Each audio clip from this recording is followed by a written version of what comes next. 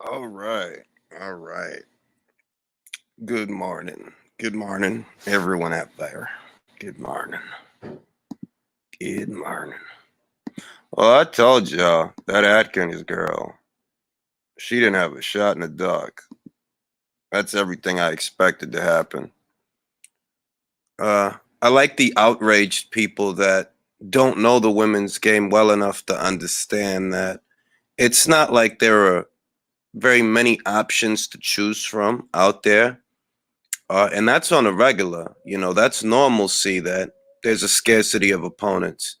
Tack on that this was a short notice opponent because Sinicia was supposed to be fighting somebody else. Somebody else pulled out of the fight. Miranda stepped up. Nobody wants to talk about that. Wayne was good. George was good. Ivan was good. Kid was good. Chin was good. Hakeem was good. You know what I'm saying? Everybody's acting like somebody put a gun to Miranda Atkins' head and told her, yo, you got to go fight Sinicia Estrada. She signed the waiver. She knows what she's doing. You know what I'm saying? I knew it was a mismatch. I understood that. I've been telling y'all it's a mismatch, and it was a mismatch. But you got to remember, that's not who she was supposed to be originally fighting. She was supposed to originally be fighting Jackie Calvo. Jackie Calvo got hurt. Miranda stepped up to the plate. It's not like they didn't reach out to other girls. They did. I think it's some people that they love talking smack so much that it doesn't matter what happens. They just want something to talk smack about. That's what I firmly believe, bro. I firmly believe that some people, like, look, there's people. What's rocking, Mark? It's my guy, Mark. We gotta argue today, man. We gotta argue. I firmly believe it's some people that they just want to have something negative to say.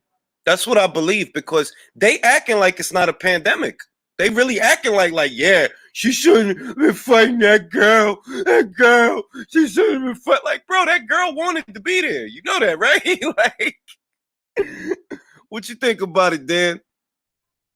Yeah, of course, man. I mean, what did they expect her to do? Pull a rabbit out of a hat? I mean, as Yeah, long as like, as long as she was willing to be there, there should be no complaint. Period. yeah, and I'm gonna say I understand that sometimes the matchmakers they'll make a fight that shouldn't have been made. I get that, but they don't even know the circumstances of this. That's not who Tunisia Estrada was supposed to be fighting. That's not who she was supposed to be fighting. All right, it was a last minute opponent, and it's not like you could get somebody to fly in. A lot of the world champions are not based. If you look at they don't know this. The world champions at 105 and 108 pounds, they're not in the United States. So you can't get somebody like that anyway. Well, one thing that doesn't make sense is that last minute opponents happens in boxing all the time, and we've seen stuff like this before with other fighters and other fights. So why complain about it now? I mean, this is something that's normal. I mean, I think it's Virtuoso says they put a lamb through a meat grinder. And look, I get it. I said it from the very beginning. That girl don't belong in the same ring as Sinicia. I get it. But at some point, we have to acknowledge that these are extenuating circumstances. And a fighter doesn't want to have to lose a whole year when, you know what? They could have had to keep busy fight. Because the alternative they offering up is no fight at all. That you just don't do nothing. Mark, Right, which doesn't make sense. yeah, that doesn't make sense. Mark, what do you think about it? Think about what? A lot of people complaining about Sinicia Estrada's last opponent last night. She kicked The the girl crap was out. 4 days notice. Girl was 4 days notice. Yeah, talk about it, Mark. God damn it. Nothing can be done. Like it's a late opponent. Don't people understand that? Late People opponents don't happen all understand the that. time. People don't Huh? understand that shit. Oh God. Give me one sec, mate. I'm out in the middle of a supermarket. You said we need to argue. What do we need to argue about? I got you. I'll mute you for now, but yeah, I saw the quote unquote outrage and how people are using that to throw shots, and I'm like, bro, y'all dudes don't even know who the champions are at 108 or 105. All of those girls are in foreign countries. They ain't here in the States, so she couldn't have had a fight with something. She couldn't have had a world title fight. It wouldn't have been possible. Right. She couldn't have had a world title fight. Like, the hell, like. Now, Virgil really beat the hell out of that guy. It was a good beating. What do you think about the beating? You know, Virgil's he's a good up and comer, man. You know, I think that guy's gonna go places. And that was a good beat. You're right, it was a good beat. He handled his business. Yeah, I enjoyed it. Mark, did you enjoy the beating? Mark is in the middle of a fist fight. Yes, I thought it was an amazing beating. I think it's funny that people are calling him a hype job because he went 7 rounds with Sammy Vargas. How the hell is he? Really? Oh yeah. You can mute me again. There's kids around. Mute me again. Oh, I've got to get into this. So now Virgil Ortiz is a hype job for going 7 rounds. Oh my God, dog. See, this is why this is, oh my God. It's like, look, this is why I only bring certain guys on the panel. That's literally why. Because you can't talk boxing with everybody, because a lot of people are really stupid. They're so stupid it hurts my eyes. Literally hurts my look, there's 2 guys in the last video I uploaded, right? There's 2 guys that are mad that I pointed out that Vasyl Lomachenko side petitioned for franchise status, bro. They petitioned for that shit. So you can't keep criticizing Devin because of something Loma did. You can't keep criticizing him for that, bro. And then the other guy's mad at me because I said that Anthony Joshua fought more top 10 fighters than Tyson Fury, but he did. What do you want me to do? You know, you're just spitting facts. What the hell am I supposed to do? Like, you want me to lie? Apparently they do. No, go ahead, Dan. Yeah, apparently they do want you to lie. Certain people are just fragile like that, man. I mean, I'm sorry. Look at some of the Wilder fans, man. They're just fragile, dude. They can't handle reality. Some of them, not all of them. Some of them are good, but you know, there are boxing fans or alleged boxing fans, let's say, that are like that, and that, you know, that's just not fun to deal with because they're not based in reality. And then, you know, why get mad over something like that? What's the point? The guy called.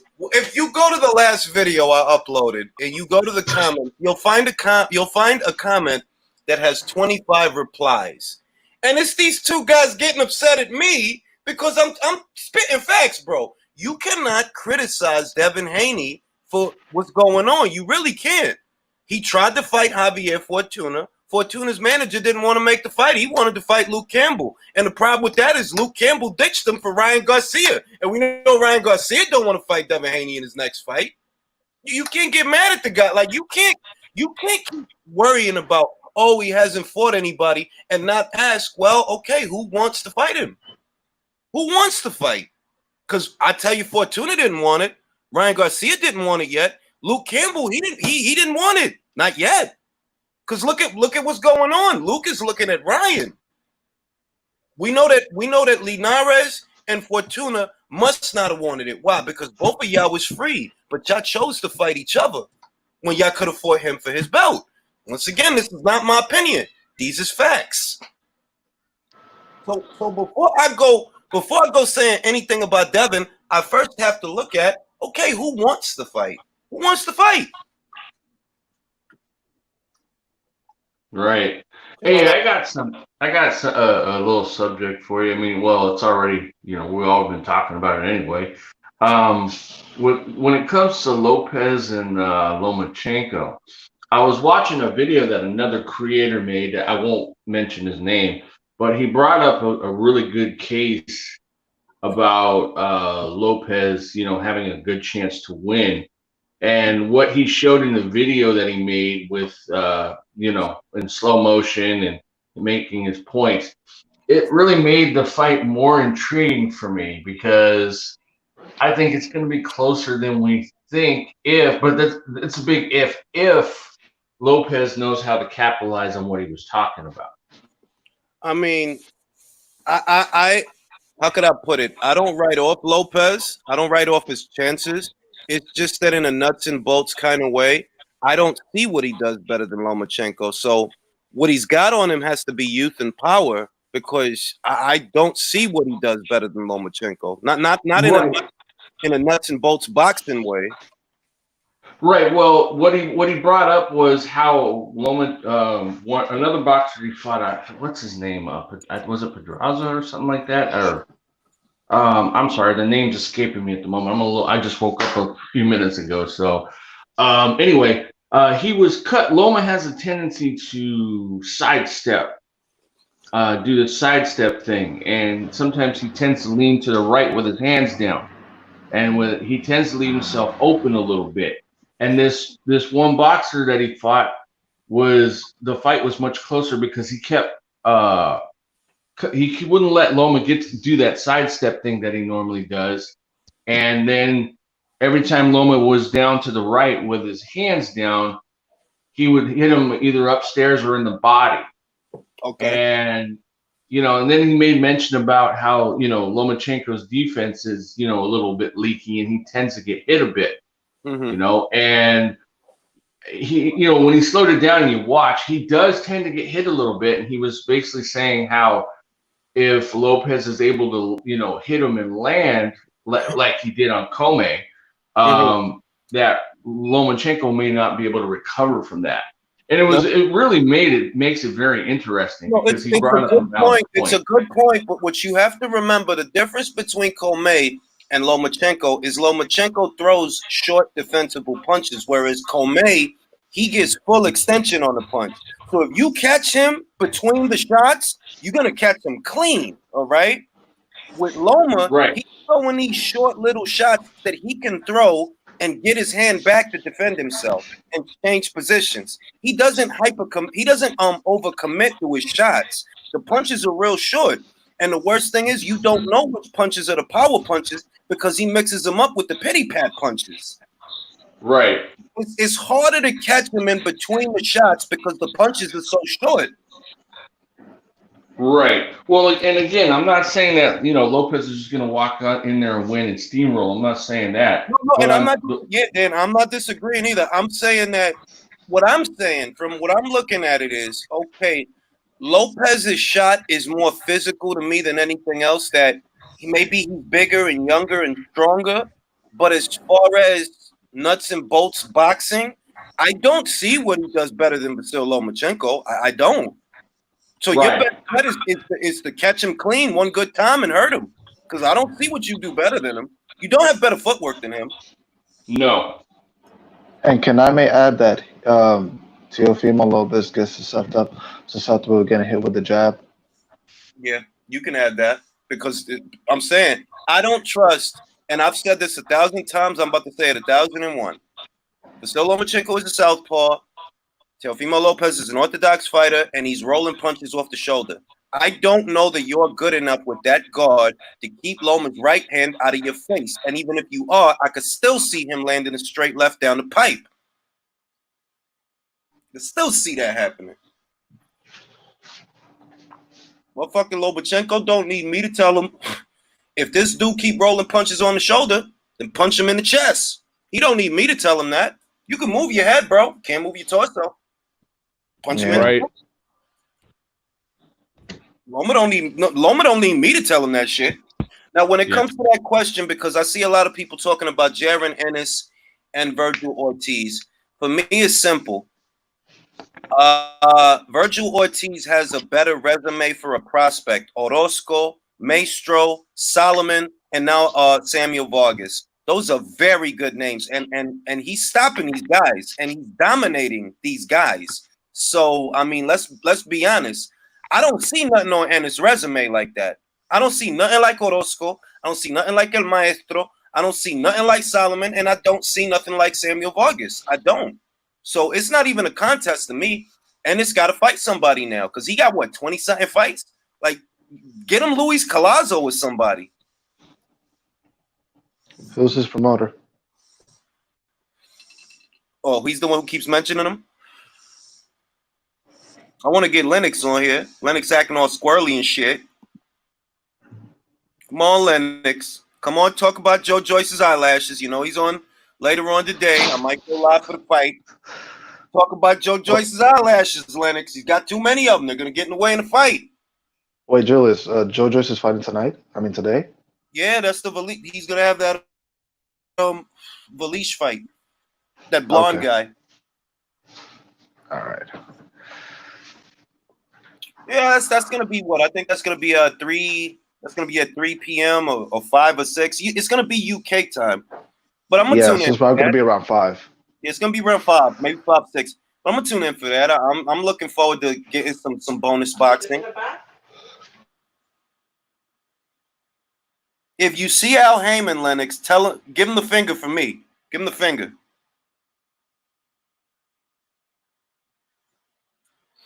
You guys got a soft spot for Joe Lennox. That's what it is. You guys got a soft spot for him.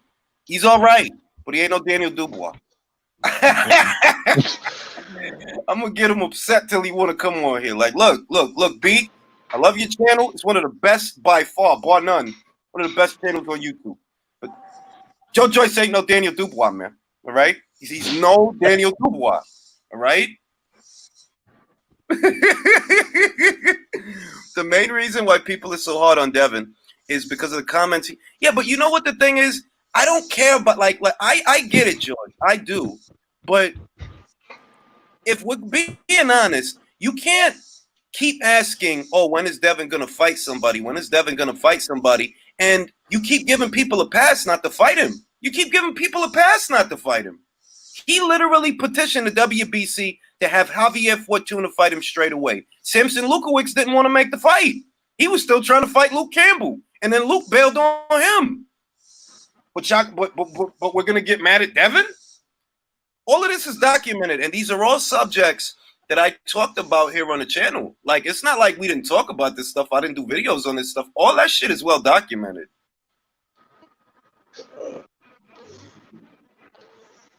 So, like I said, I don't know. I think that they're happy to see certain fighters not get fights. I think that they're happy to see Andradre not get fights.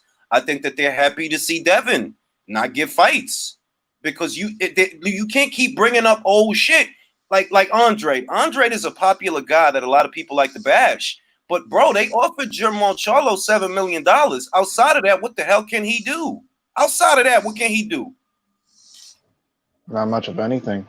Yeah, I think they're afraid. I think they're afraid of like because he works closely with Mayweather. They think that it's gonna play out like the same way his career. Like you're gonna lose to a fighter that really minimizes damage, but really can catch you, and could exploit their style.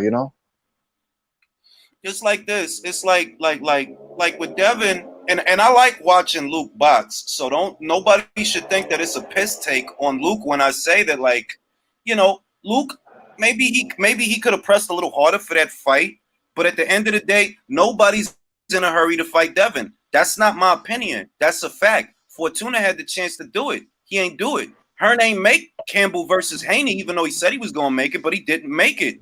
Linares, they was talking about Linares versus Haney.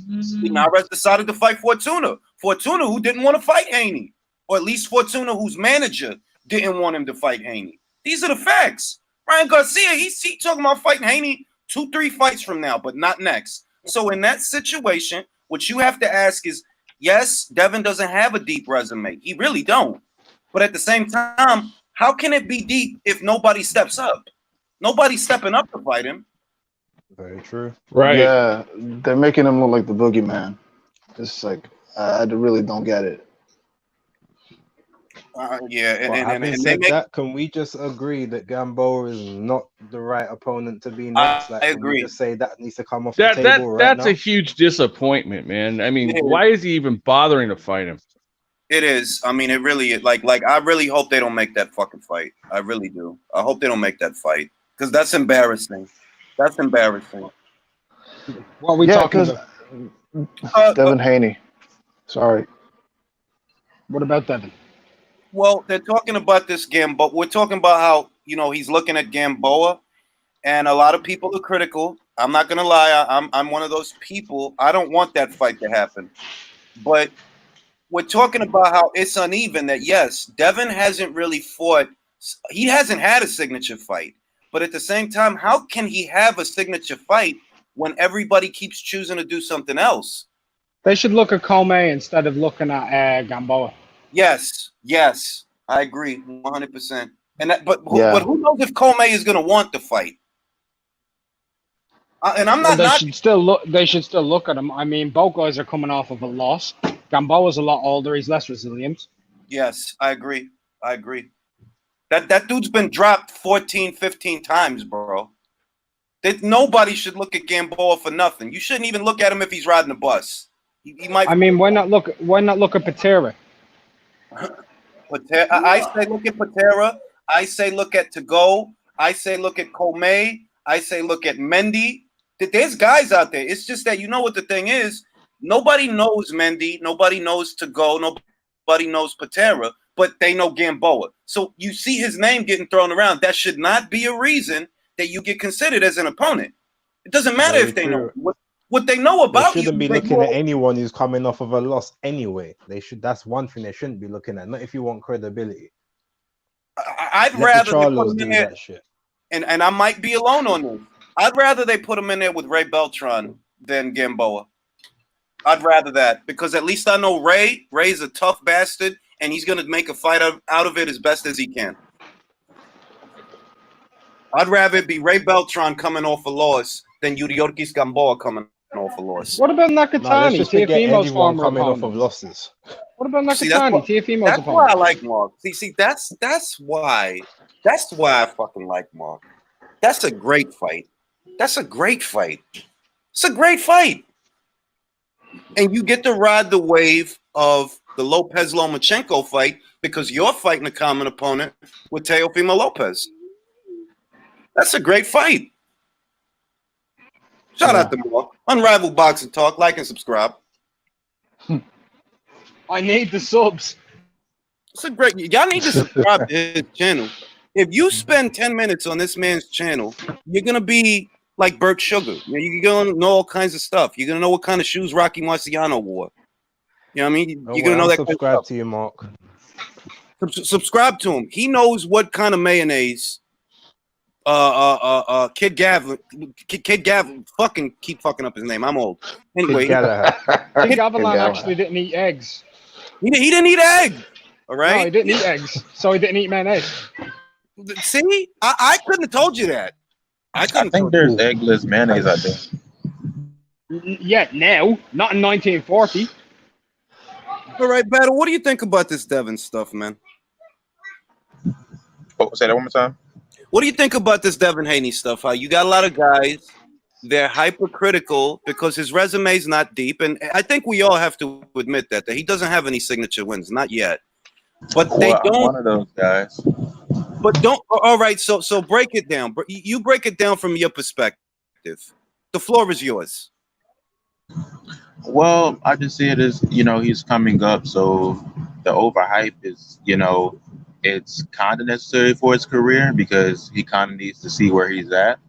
But, don't overshoot him to a point where it's like, how do I put this? Like to the point where you don't give him any time to develop or grow, because I don't think he's in terms of the level of a level when he's at a prodigy for his weight class. Let me answer this question, Battle. To go is fine. Mendy, Verdejo, you got to be realistic, Sean. Verdejo's people are not going to put him in there with Haney right now. They're not going to make that fight. And Flanagan went to 40 a couple of fights ago. He's not coming back down to 35. He fled the Linares fight by going to 40. He fled. Everybody forgot he was supposed to be fighting Linares. They were supposed to unify the WBO, WBA Ring Magazine titles. He's supposed to have that fight. That fight fell apart. He goes to 40. Tried to win a vacant title up there. But go ahead. One point I just wanted to bring up, and I think this pertains to not only Haney but Garcia too. I understand like hyping them up to a point.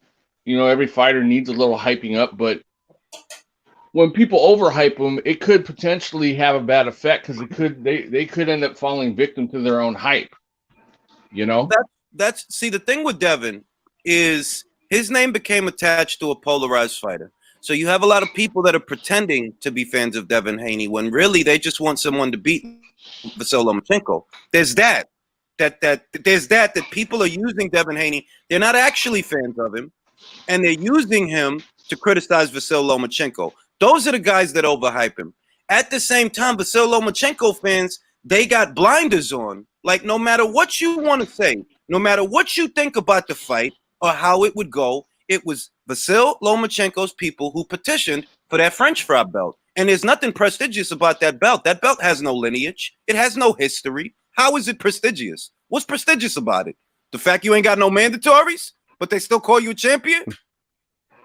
right? The fact you could get beat. You can literally get beat. You could lose to somebody, and they still don't get to become the franchise champion. That's prestigious? Mark's channel is called Unrivaled Boxing Talk. Subscribe to it. Fantastic channel. Ryan is falling into his own hype. I really do agree with that. And that's why, shout out to Steve Kim. He came up with this nickname for Virgil Ortiz. He calls him Virgil Low Maintenance Ortiz because Virgil's resume for a prospect is actually really good. And you don't hear none of the stuff. You don't hear the complaining, the crying. You just see him putting in the work.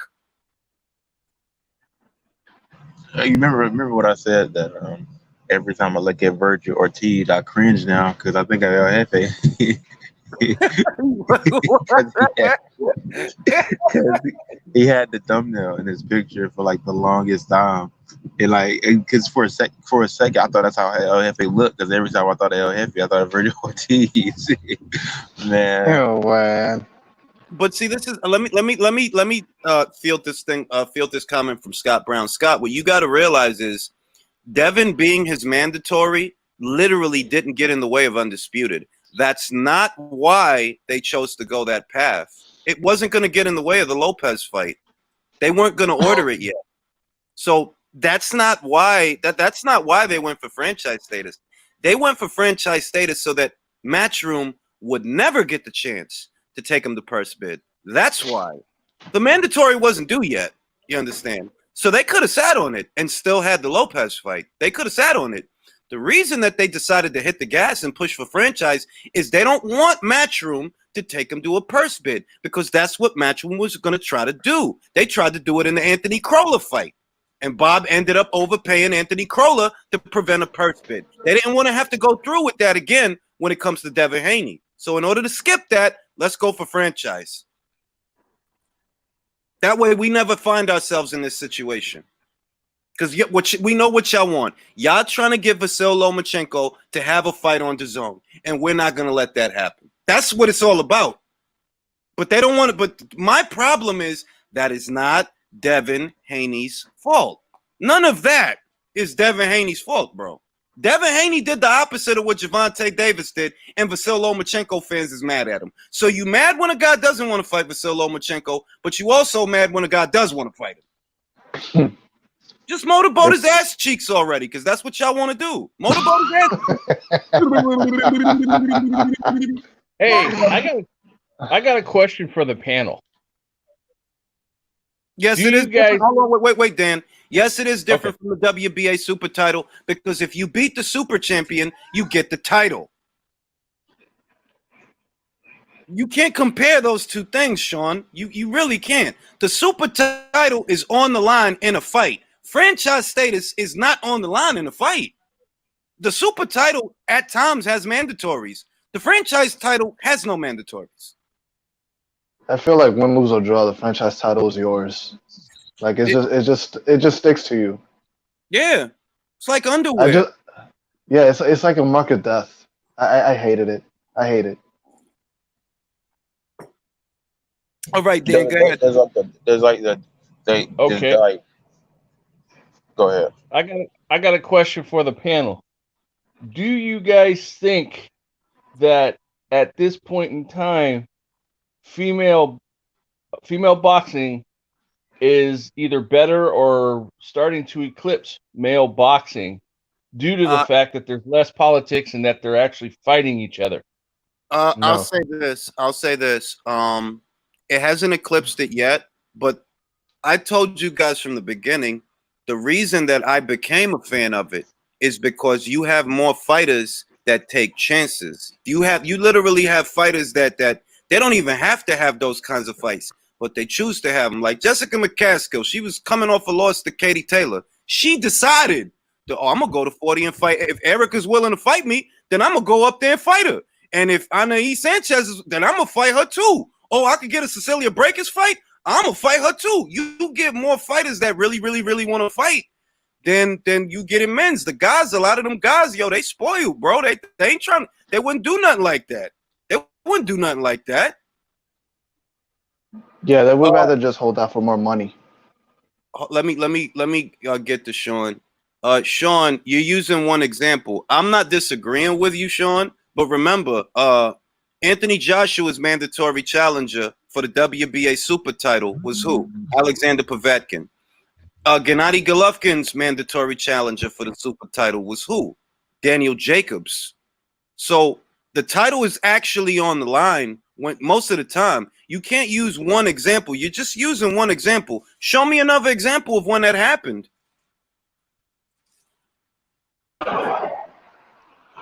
When I get home, if Sean wants, I'll debate him on this topic.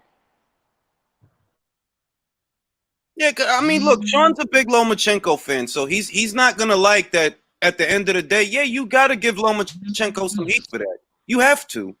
You can't sit here being hypercritical of everything Devin doesn't have on his resume and not address. They're like, yo, he was Vasyl Lomachenko's mandatory, bro. That's what he was trying to get. He was trying to get a fight with that guy.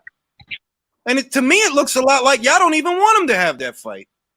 Y'all don't want to find out what's going to happen. I feel if Devin would have got the fight on the schedule that he was on, Devin would have lost. It's that simple. But I'll never know because Vasyl Lomachenko's people chose to go the other way. I got a good one. What about Devin against Lee Selby? I like that fight. But didn't Lee go to 40? Didn't Lee Selby go to 140? No, he's gone to 135. He was at Super Feather before. But, I mean, if he's still at 35, they should make it. Honestly, they should. Devin could do with a name like Lee Selby on his resume.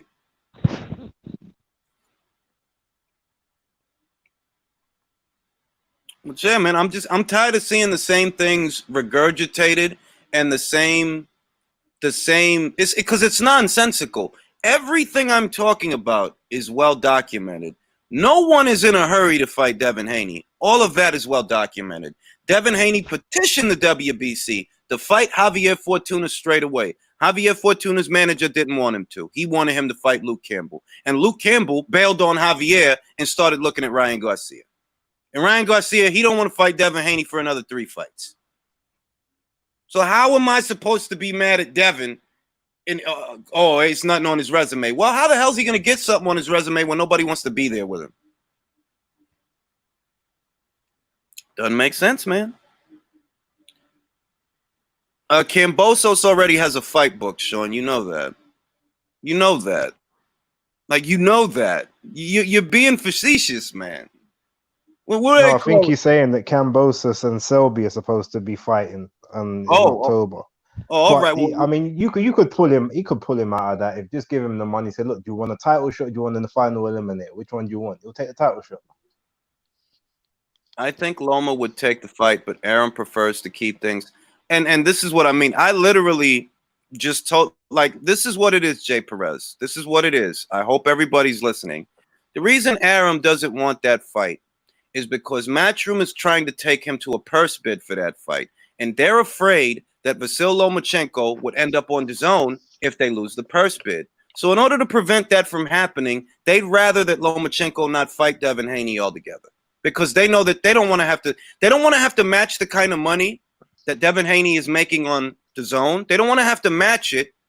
And they know that unless they're going to match it, Matchroom's not going to send him over to Top Rank. They're not going to send him over to ESPN. Not if you're not going to match what he's being paid. So in order to skip that crap altogether, they went for a belt that has no mandatories and no purse bids. And that is the story. Did you already speak about Felix Verdejo comments? I like his loss. Bro, I like the Felix Verdejo fight for Devin Haney, but it's like that's not realistic, bro. Like really, that's like that fight is about as realistic to me as Virgil Ortiz versus Jaron Ennis. That's not gonna happen, bro. I'm sorry, but like you really think it's not gonna happen yet. I'm sorry. We might as well be sitting here talking about Ryan Garcia versus Devin Haney. Yeah, they should fight. Yeah, it's a great fight, but it ain't gonna happen now. Yeah, they're gonna marinate. That's gonna happen tomorrow, man. That's a marination process waiting to happen. Yeah, like that's like one of those fights that it's a great fight, but that they're not gonna make that right now. You kidding? Like Jaron Ennis needs to, and I'm not hating on him, by the way. I'm just saying that a lot of I don't see nothing on his resume yet. He's been looking good, but I don't see nothing on his resume yet, like Orozco and Solomon and I don't see that yet. So he needs to start having those fights because he got something like 20-something fights, I think. Oh, you are? Yeah. Hello. For a bit. Okay. Yeah. Somebody's in the middle of a Mark is in the middle of a drug He was deal. talking about how he wanted to get his win back, but he was also saying that he wanted to get his with Lomachenko. See, all right, like put it this way, Sean. And remember that Verdejo is not the champion, right? Haney is the champion. So if they want to have that Verdejo versus Haney fight, Top Rank has to be willing to send him over to Matchroom or match what Matchroom is paying Devin Haney. Neither one of those things are going to happen. Neither one of those two things are going to happen.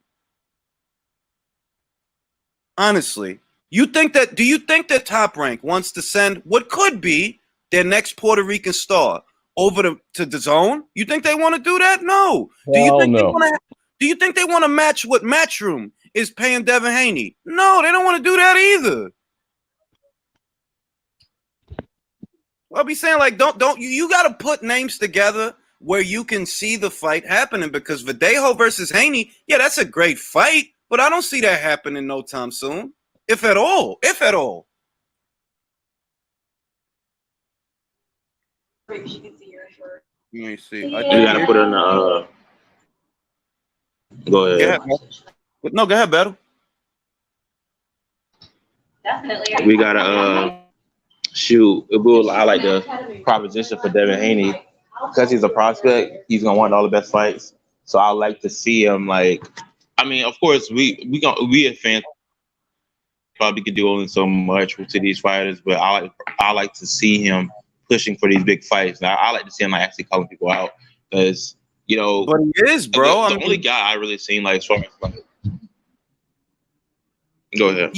You can't say that he's not Battle. He literally became Vasyl Lomachenko's mandatory challenger, and weeks into that, they announced that Vasyl Lomachenko is franchise champion. You can't say he's not pushing for the big fights. You can't. He was vocal about getting a Ryan Garcia fight. Well, the new guys into the mix, like Felix Verdejo.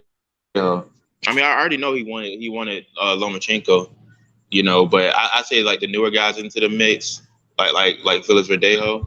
Well, I mean, he's already said numerous times that he would beat Ryan Garcia. I mean everybody knows that.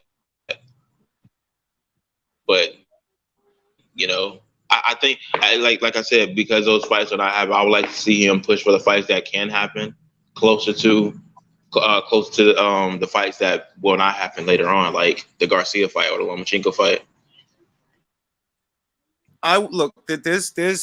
And shout out to Mark for bringing it up. I really could go for Haney versus Nakatani. I could go for that. I like that fight.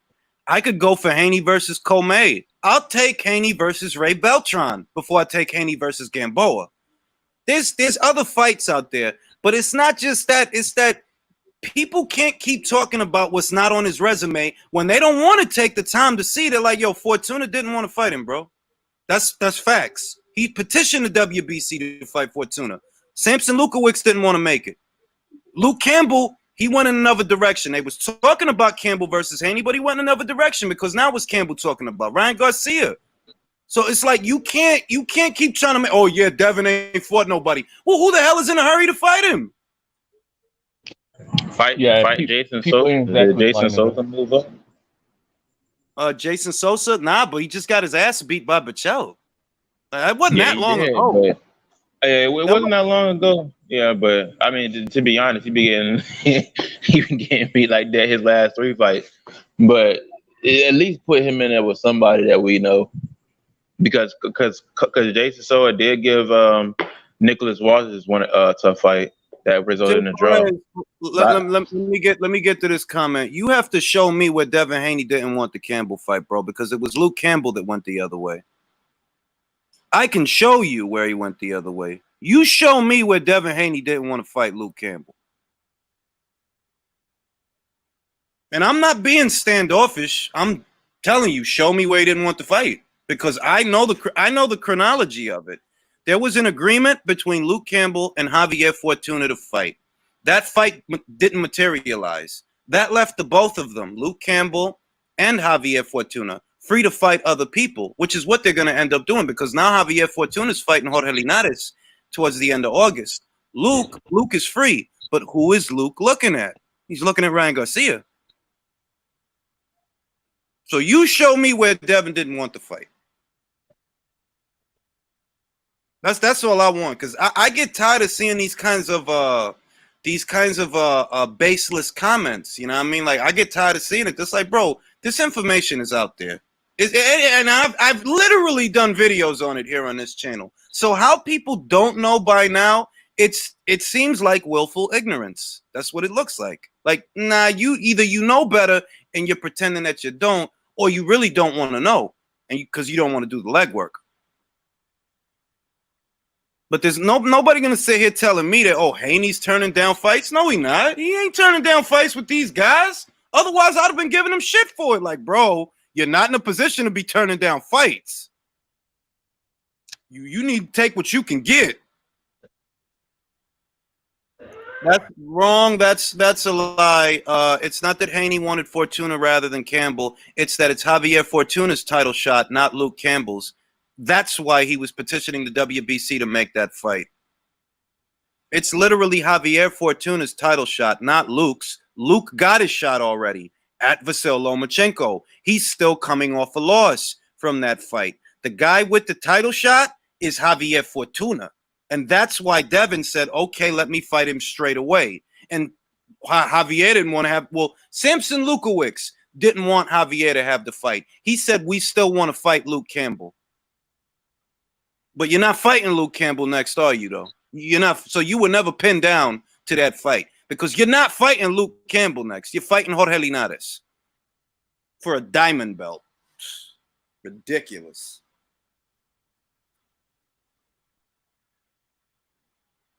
Anyway, you know. Man, yeah, this man Mike Tyson. You heard this man Mike Tyson talking about something probably ain't gonna be no knockout. Hold on. Here's a link. Because if you wanna say that I'm turning it, bro, that's facts. That's not me turning it into anything. It's Javier Fortuna's title shot, not Luke Campbell's. It's Javier's shot. So when Devin Haney recovered from the surgery, he said, let me fight Javier straight away. Javier's people said no. It's not Luke Campbell's title shot. You have to show me where he didn't want to fight, because you're not showing me that by what you're saying. I have no idea what happened there.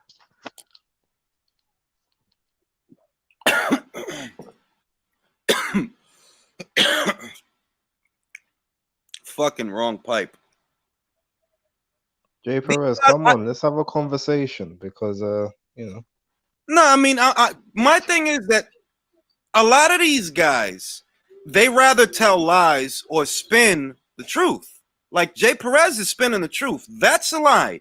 Haney didn't turn down a Luke Campbell fight because that fight wasn't offered to him. They were talking about making it, but it wasn't offered to him. The fight that was supposed to happen was Fortuna versus Haney. And Fortuna's people, they wanted to fight Luke Campbell more than they wanted to fight Devin Haney. And Samson Lukowicz said that word for word. We want to fight Luke first, then Devin. And when things fell through with Luke, who did they go for? Who'd they go for? Jorge Linares. For a diamond belt.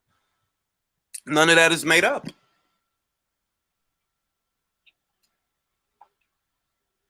No, they did. Once again, Jay Perez, bro, you're lying.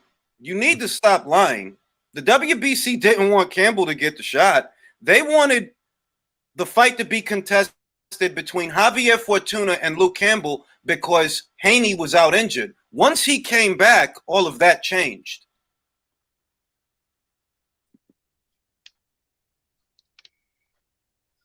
WBC are attempting to contact Wilder to confirm if he wanted a third fight. They about to order. Hey, you know what? They should. Enough of Wilder, bro. Enough of the fake champions. Mark, are you free to converse now, or are you still at Aldi?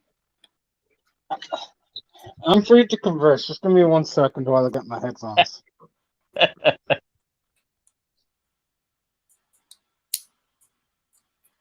There's a lot of stupid stuff that goes on in boxing, and I'm going to say this until the day I die. Boxing fans are the worst fans of any organized sport. The absolute worst. I disagree.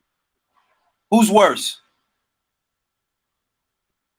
Boxing's an organized sport. It seems all over the place.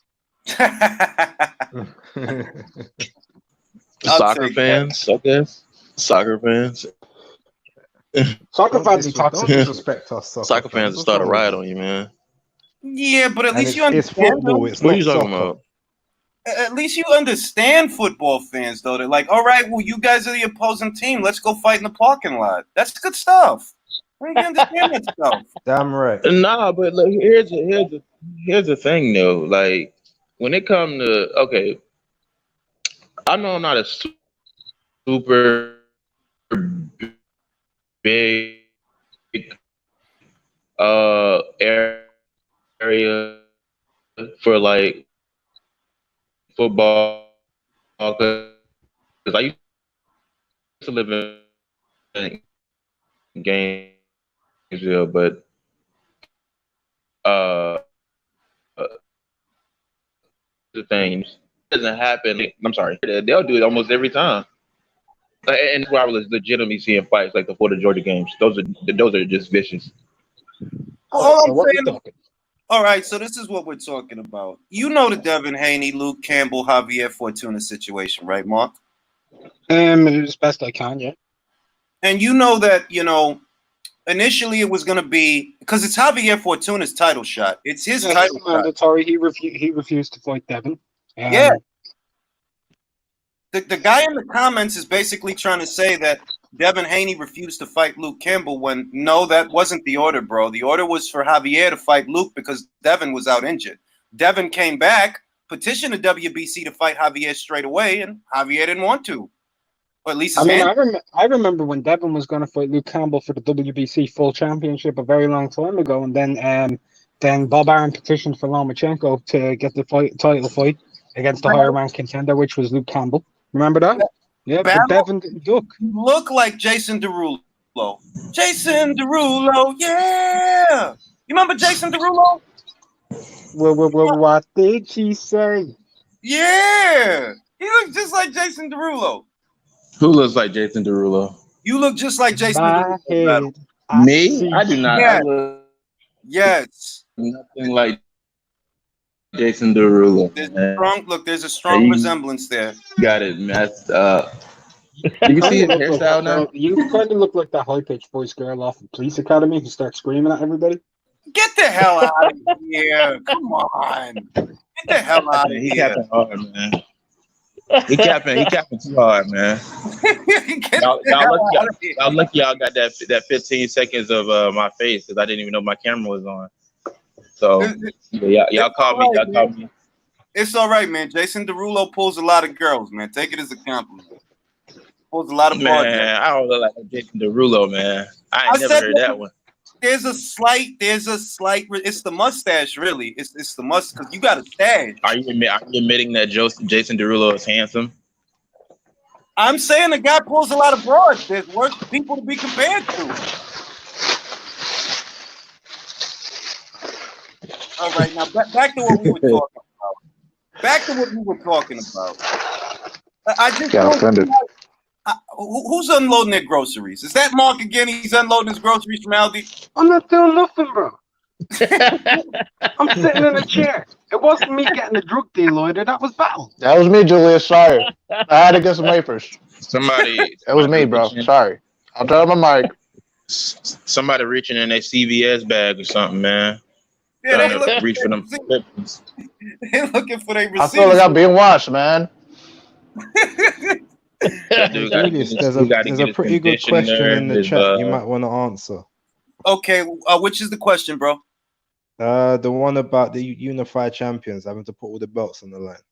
Okay. Let's see. Yes. Hello, friends. One question, please. Why the unified champion has to put all the belts on the line when she faces a mandatory only from one organization?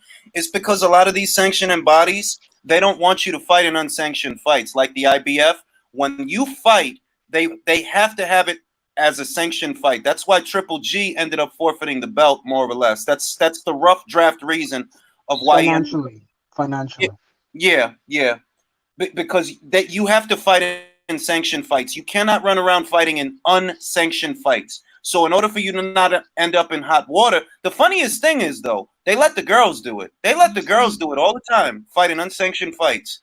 But that's another story. But for the guys, the sanctioning bodies want those sanctioning fees. That's their way of enforcing sanctioning fees. You can't fight in unsanctioned fights. If you fight in an unsanctioned fight, we'll strip you.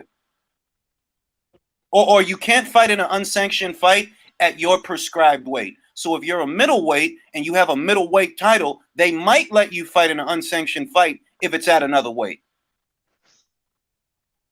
But that's the gist of it. That's why all the belts end up on the line if you have them. That's why they all end up on the line in every fight that you have. It allows them to be able to create, like, for example, when the mandatory fights, you can also have another belt. That takes up a voluntary slot as well. Yeah.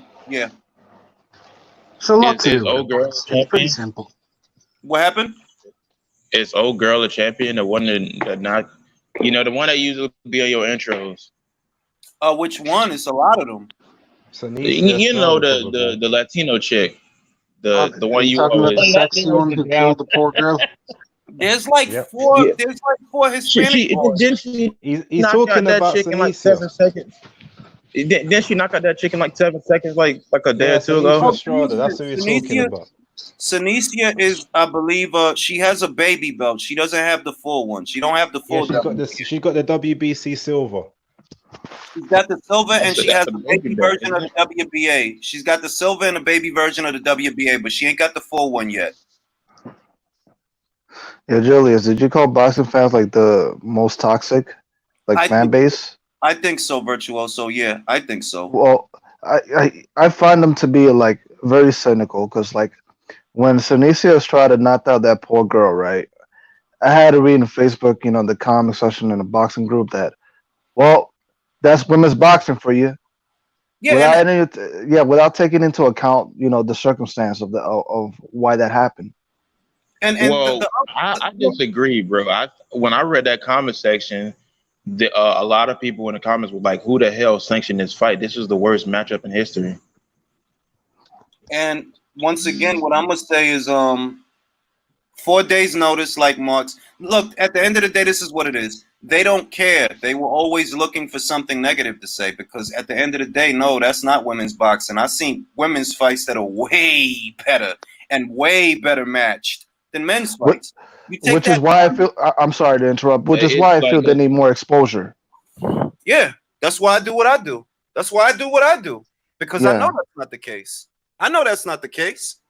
You couldn't have asked one of those prima donnas at 147 to do what Jessica McCaskill did. You couldn't ask them guys to do that. They would never do that, ever, never in a million years. I think that again kind of goes into promotion. Like I always say that I think you can give, because you know a lot of people, like, you remember when there was a big rave how Ronda Rousey is the greatest MMA fighter, women's MMA fighter of all time. Here's the thing. Now, I think my old head explained it perfectly to me. He said he watched MMA and he said that Ronda Rousey was never the greatest. As far she was okay, let me take it back. She wasn't the greatest woman fighter of all time. It's just that she kind of put that step up. She kind of put that platform for other women fighters to step up and realize, hey, this women's MMA ain't no joke. And that's kind of how it needs to be for boxing. It needs to be where, of course, people don't like to say it, but you never really start boxing with everybody just liking everybody. It usually starts with one fighter. You start with one fighter, you promote them up, and then once that fighter gets big, you realize, hey, that guy fought this particular fighter, so let me start watching her. And Look, let me give you an example of something, Battle. Let me give you an example. You know about the rivalry between Victor Ortiz and Bam Bam Rios, right? That they don't like each other. Like, they legitimately don't like each other outside of the ring. That fight never materialized. We look at Estrada versus Esparza. Them two girls really didn't like each other. But guess who fought? They won't tell you that. They won't tell you that, yo, Senicia Estrada just fought an Olympian, and in my opinion, she beat her ass. They won't talk about that. They'll take every opportunity to say something negative without saying nothing good. They don't know anything about Senicia Estrada's resume. That's the truth. They can't name 5 girls that's on there. They don't know nothing about them girls. But the second that something bad happens, they right there for it. Oh, that's women's, but like, no, that's not it, bro. Yeah, it will be. Because they'll go and they'll start building all the male prospects, right? Like, take Beck the Bully, for example, right? Mm-hmm. But they're not going to mention he was meant to fight Paraban, right? Paraban pulled out with 4 days to go. Paraban, former contender himself, right?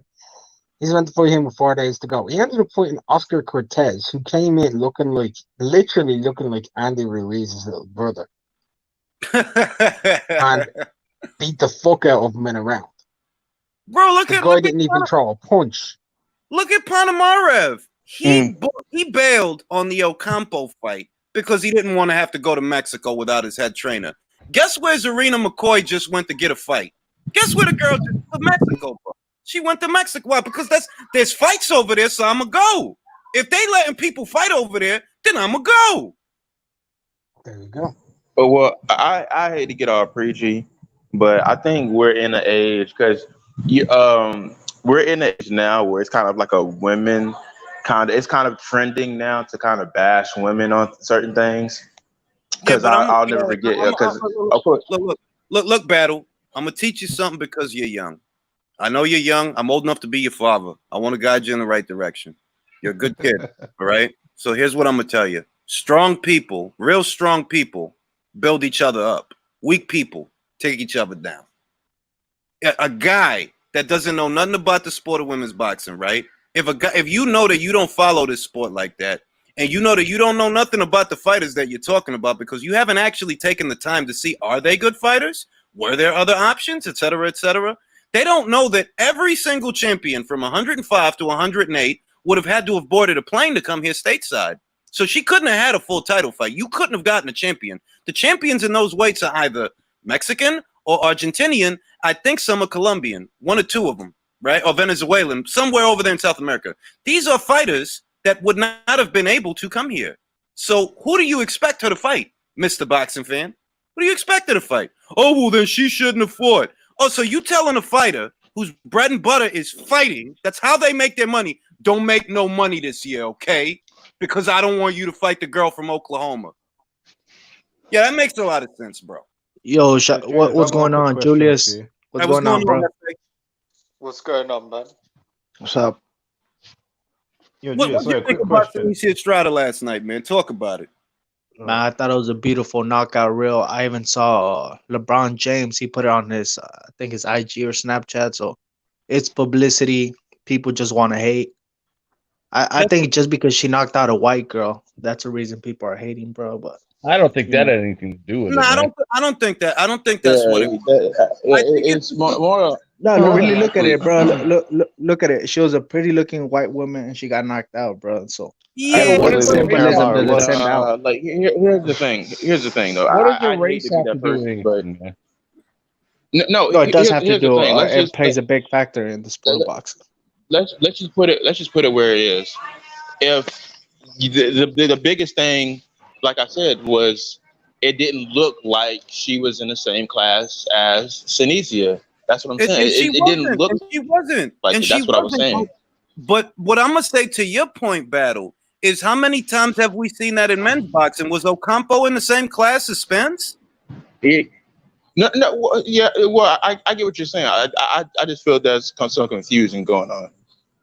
Because I mean, like I've seen that. I'll say this: I've seen that more times in men's boxing where this guy don't belong in there with this guy than I have in women's boxing. I've seen more women take chances. That's why I'm a fan of it, because they take more chances. You understand? Like look at Bobby Juarez, right? Bobby Juarez is pushing 40, right? She fought this girl named Bonita Fernandez. Bonita Fernandez is like 10 years younger than her, yo. 10 years younger. Now Barbie outclassed her. She outclassed her. But you don't see the guys doing stuff like that. Like not always. You don't see the guys doing stuff like that. Like this fighter talking shit about me. Yeah, let's have a fight, man. Let's have a fight. Let's do it. The girls will do that before the guys do it. You know what? Right. Go ahead. Well, that was the point I was alluding to earlier, is that because the girls do that, are they on their way to eclipsing the men as far like as in boxing, because of the fact that they're willing to fight each other, and the men aren't, for whatever reason, whether it's politics, money, or they just don't want to fight each other. That was the thing I was asking earlier and was asking opinions of people Well, on. I think it's I'd gonna say take no, time. because Hold on, Battle. I think it's gonna take time before you can eclipse men's boxing. I think that's gonna take a lot of time. But if what you're saying is they're taking a step in that direction, yeah, they are, because they'll look at Hannah Gabriel's, bro. Hannah did not need to fight Clarissa Shields. She didn't need to fight her. Hannah was a champion at 154. Clarissa was a champion at 160. Hannah stepped up and took that fight. She didn't have to. She's overmatched. She's not a middleweight, but she took on the fight. You don't. Yeah, see, but Julius, you got to look at it in those weight classes. There ain't that many women, bro, competing compared to the lower weight classes. At 54, Hefe, Hannah could have sat at 54 and never even sneezed in Clarissa's direction. It's at middleweight that there's a bigger scarcity, because there was other girls there for Hannah to fight. She could have had, there was other fights there for her, but because she's game and because she got a lot of heart, she went up there and took the fight.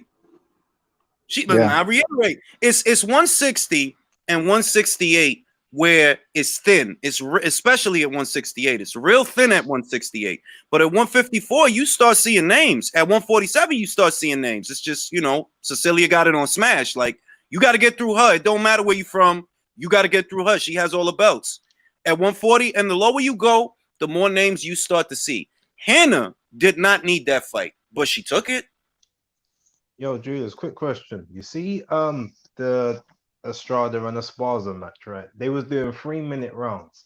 So is the rule that they have to do 2 minutes and they petition for 3, or do they all petition for 2-minute rounds? Because that's one thing I've struggled to understand which way. Well, my understanding is that the commissions decided that it was safer for the female fighters to fight for 2-minute rounds. It's a safety thing according to the commissions.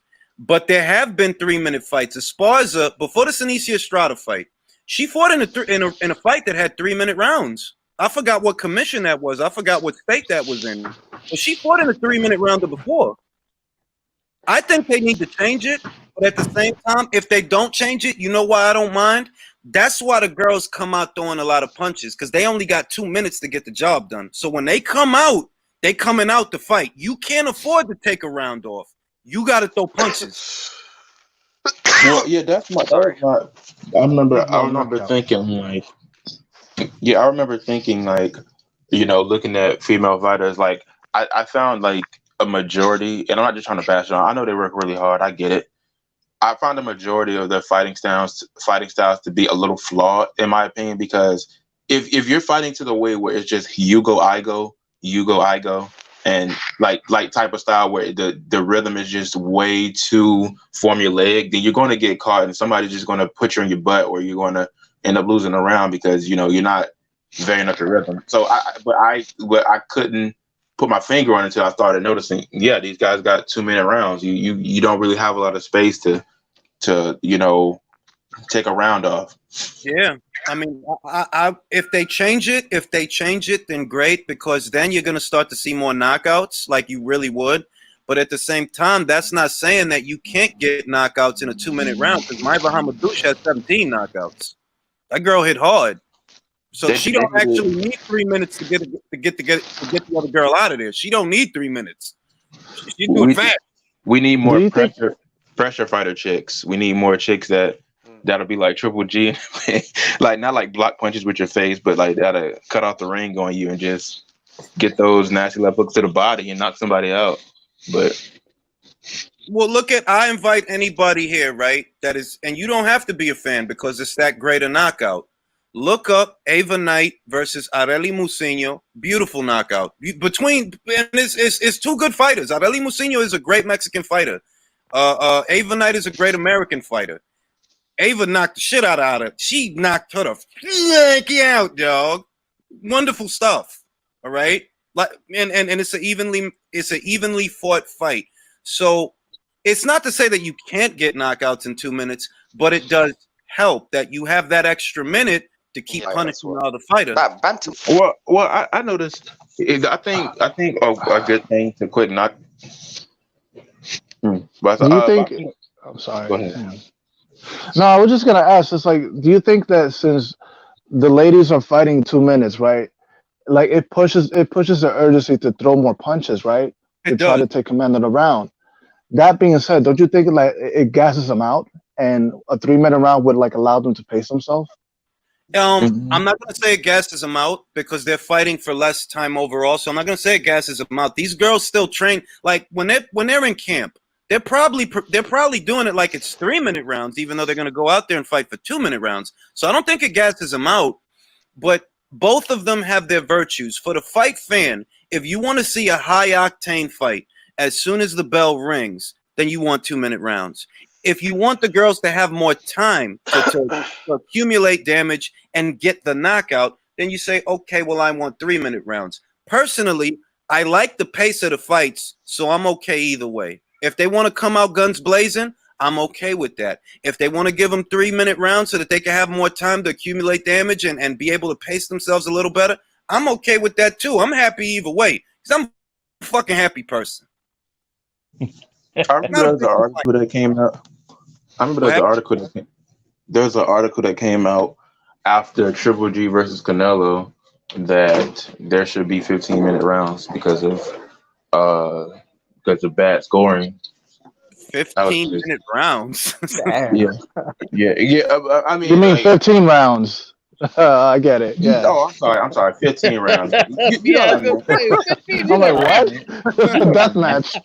15 rounds. They was gonna be fighting 3 hours or something, man. That's the third round. No, I don't think I can stay up for that long, man. Hours, bro. You know what I meant? 15 rounds. That's like 3 episodes of Law and Order. Like, they got 3 episodes. Oh my god, that's funny. You guys know what I meant. That would be, hold up. How long is that? Oh, we know what you meant, man, but it's just funny, man. Dang, that's a long time. God that's damn. like a 2. Bro, they're supposed to be fighting for the whole Lord of the Rings series. Like, by the time the fight over, Frodo done been thrown the damn ring in the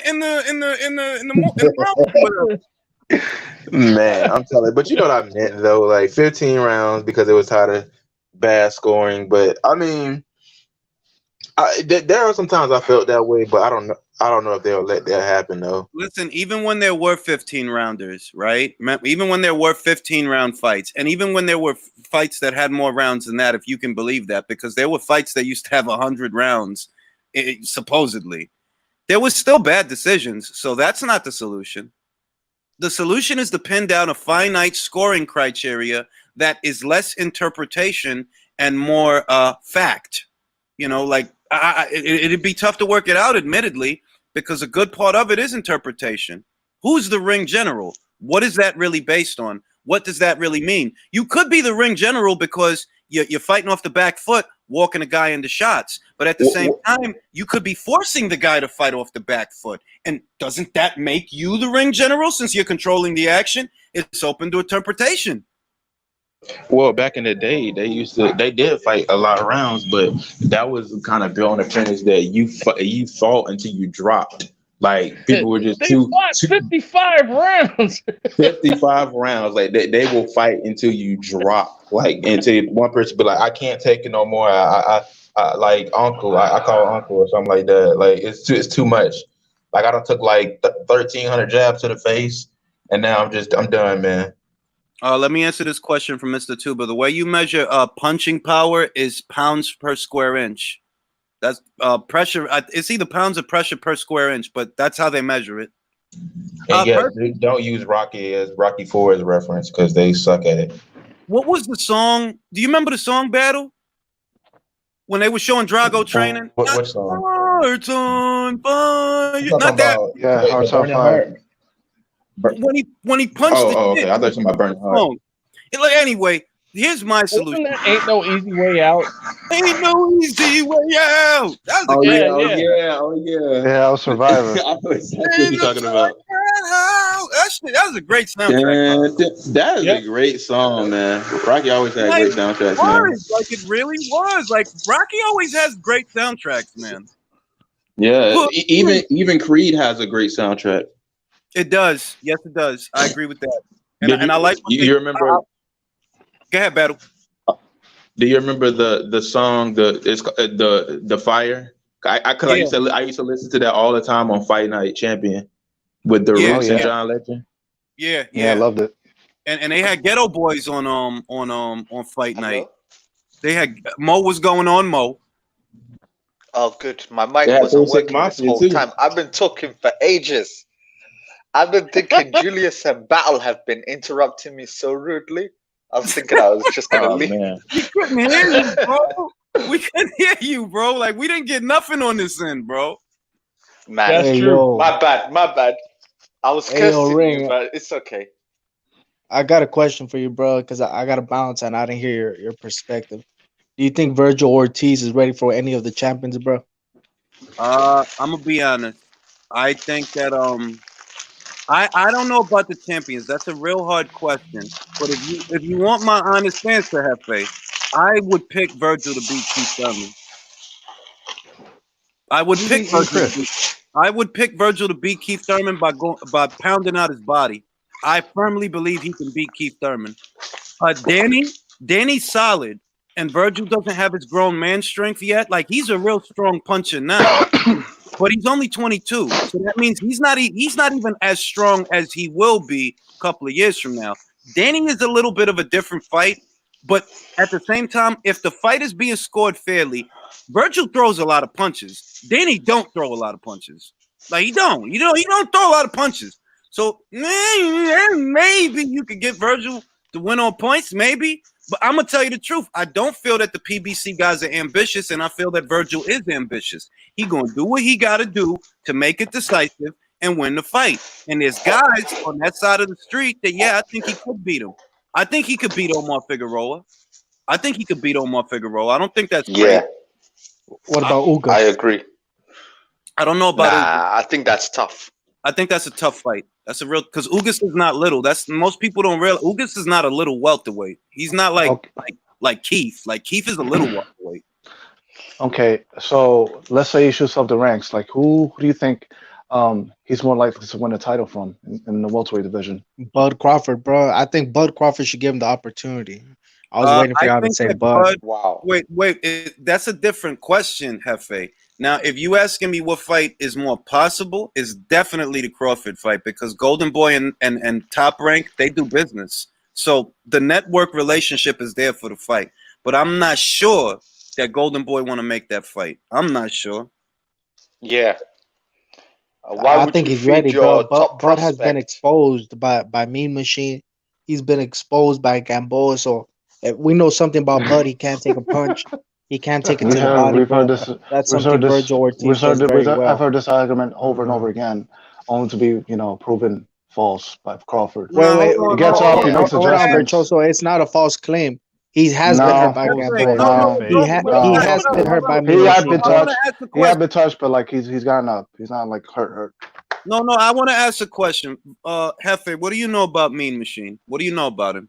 Mean Machine is a two-time Olympian. I think he was 19-0 when he fought Terrence Crawford. But he's a, how do you say, bro? He's a basic fighter, but he's a stiff, bro. So Terrence Crawford's speed and athleticism Who was do you too think much is for a him. bigger? Who do you think is a physical? Who do you think is a bigger physical specimen? I'm asking you some simple questions. Virgil Ortiz. No, I'm not talking about Virgil. Who do you think is a bigger physical specimen? Mean Machine or Danny Garcia? Danny Garcia, bro. You're wrong. It's actually Mean Machine. He's a lot bigger than Danny. Who do you think is bigger, Mean Machine or Keith Thurman? Mean Machine. Who do you think is bigger, Mean Machine or Sean Porter? So wait, Sean wait, wait, Porter, wait. bro. You You're think wrong. you No, think wait, Danny Garcia is wait, bigger than Keith Thurman? wait, Mo. What I'm trying to get, Okay. what I'm getting at essentially is that Mean Machine is a real welterweight or a junior middleweight that's cutting down to welterweight. Whereas Danny, we know that he came up. Keith, this guy don't got the frame to be a junior middleweight. He don't have it. He goes up there, he gets killed. Sean, Yeah, but I'm talking about Virgil, bro. Virgil versus Bud.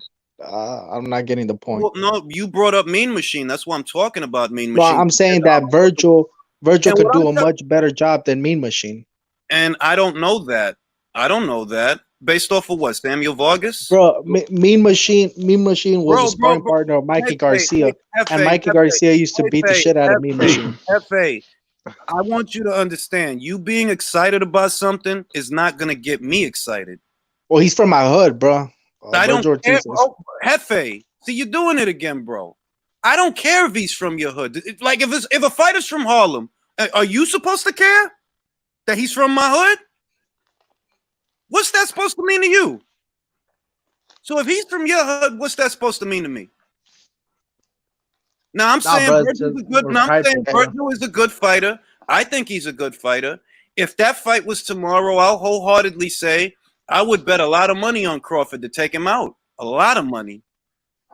Because he's not ready for that. The only person he's going to have a chance with at the moment is Pacquiao. That's only because he's so much bigger than him. Outside of that, if Golden Boy makes Virgil Ortiz versus Blair the Flair, I take Virgil. Blair the Flair, he don't got the ceiling that Virgil got. So if it's that fight, I go Virgil. If it's Virgil versus Keith Thurman, yes, believe it or not, I go Virgil, and I go Virgil generously. I'm talking about I'll put $200 on that. I don't think Keith Thurman would ever take a fight like that, though. I don't. Yeah. He won't. Keith Thurman's a ducker. Keith Thurman, he'll get hit in the body. Did you see how many times he jabbed Samuel Vargas to the body? He wasn't just headhunting Vargas. He was going downstairs on the regular with the left hand. Hooking off, too.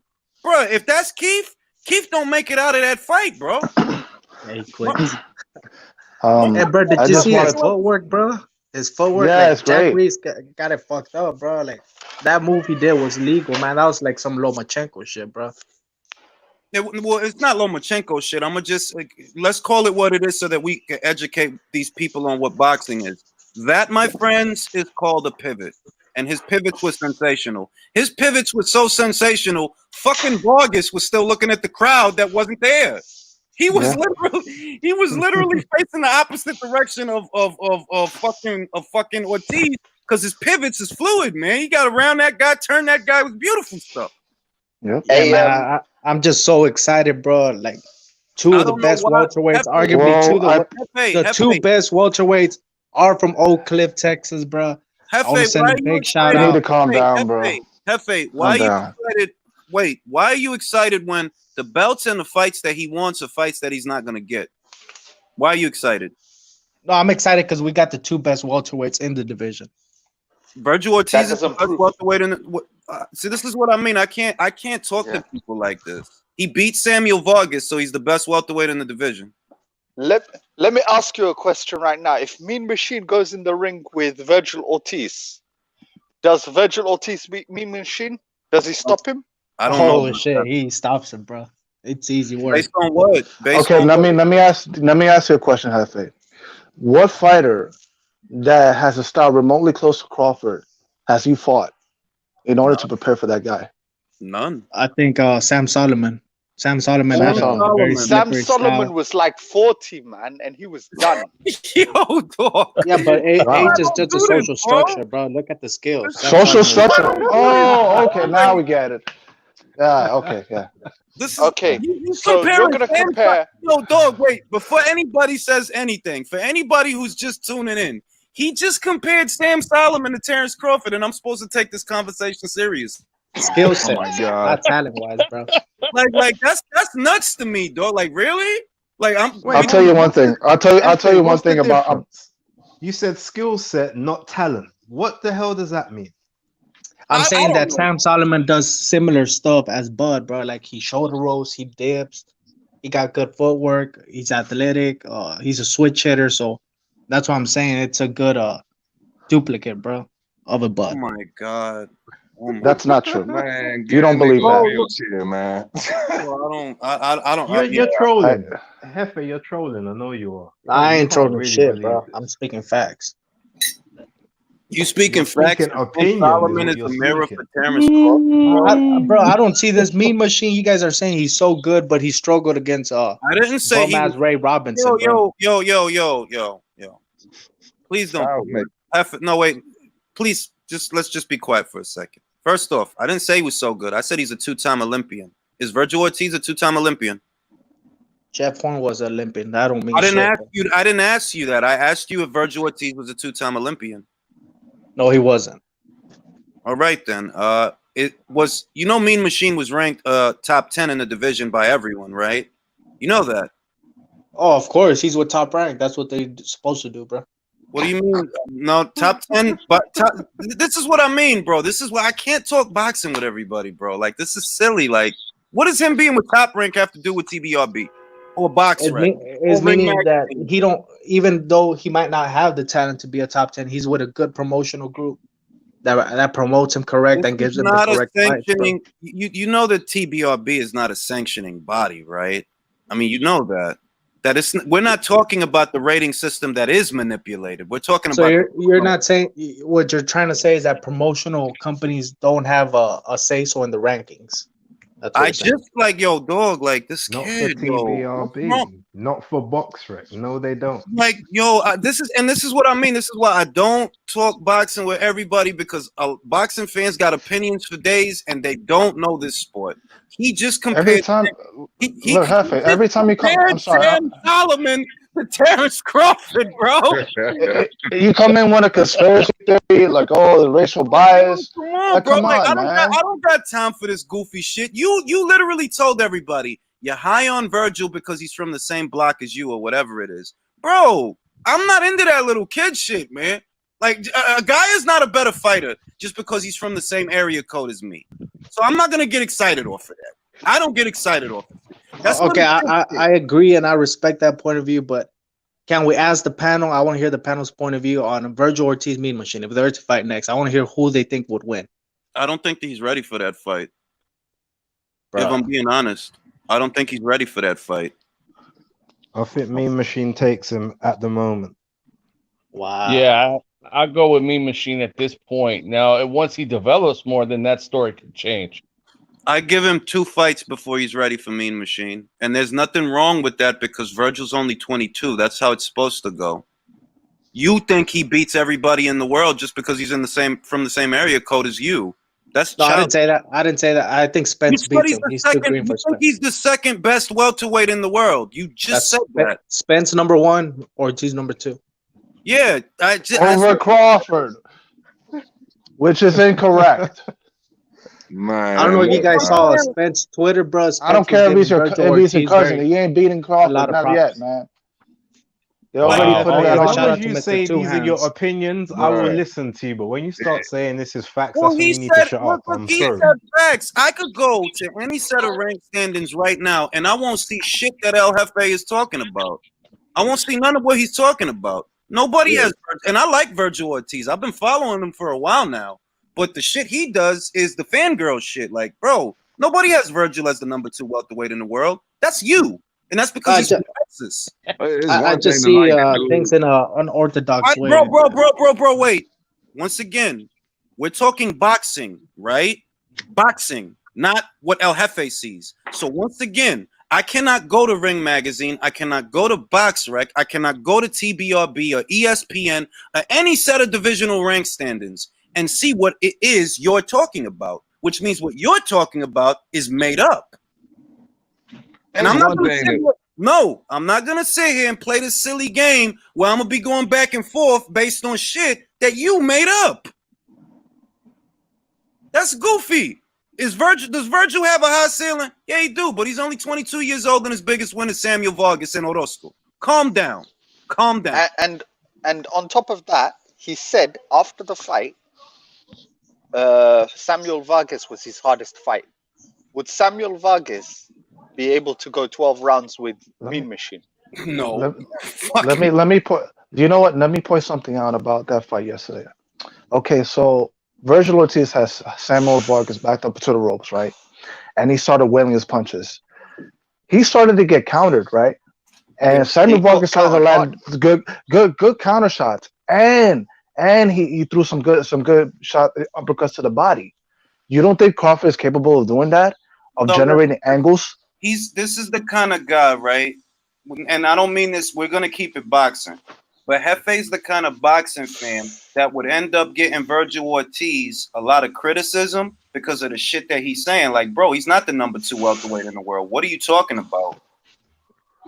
I mean, like it's all right to just call it for what it is. Like last night, he put on a good performance. You know, I felt like he could have got the dude out of there in the 3rd round if he really wanted to. He dragged him through, showed he got footwork, showed, you know what I'm saying, like, you know, his transitions. And I mean, he looked good, but to say all of that shit, nah, bro, you bugging out.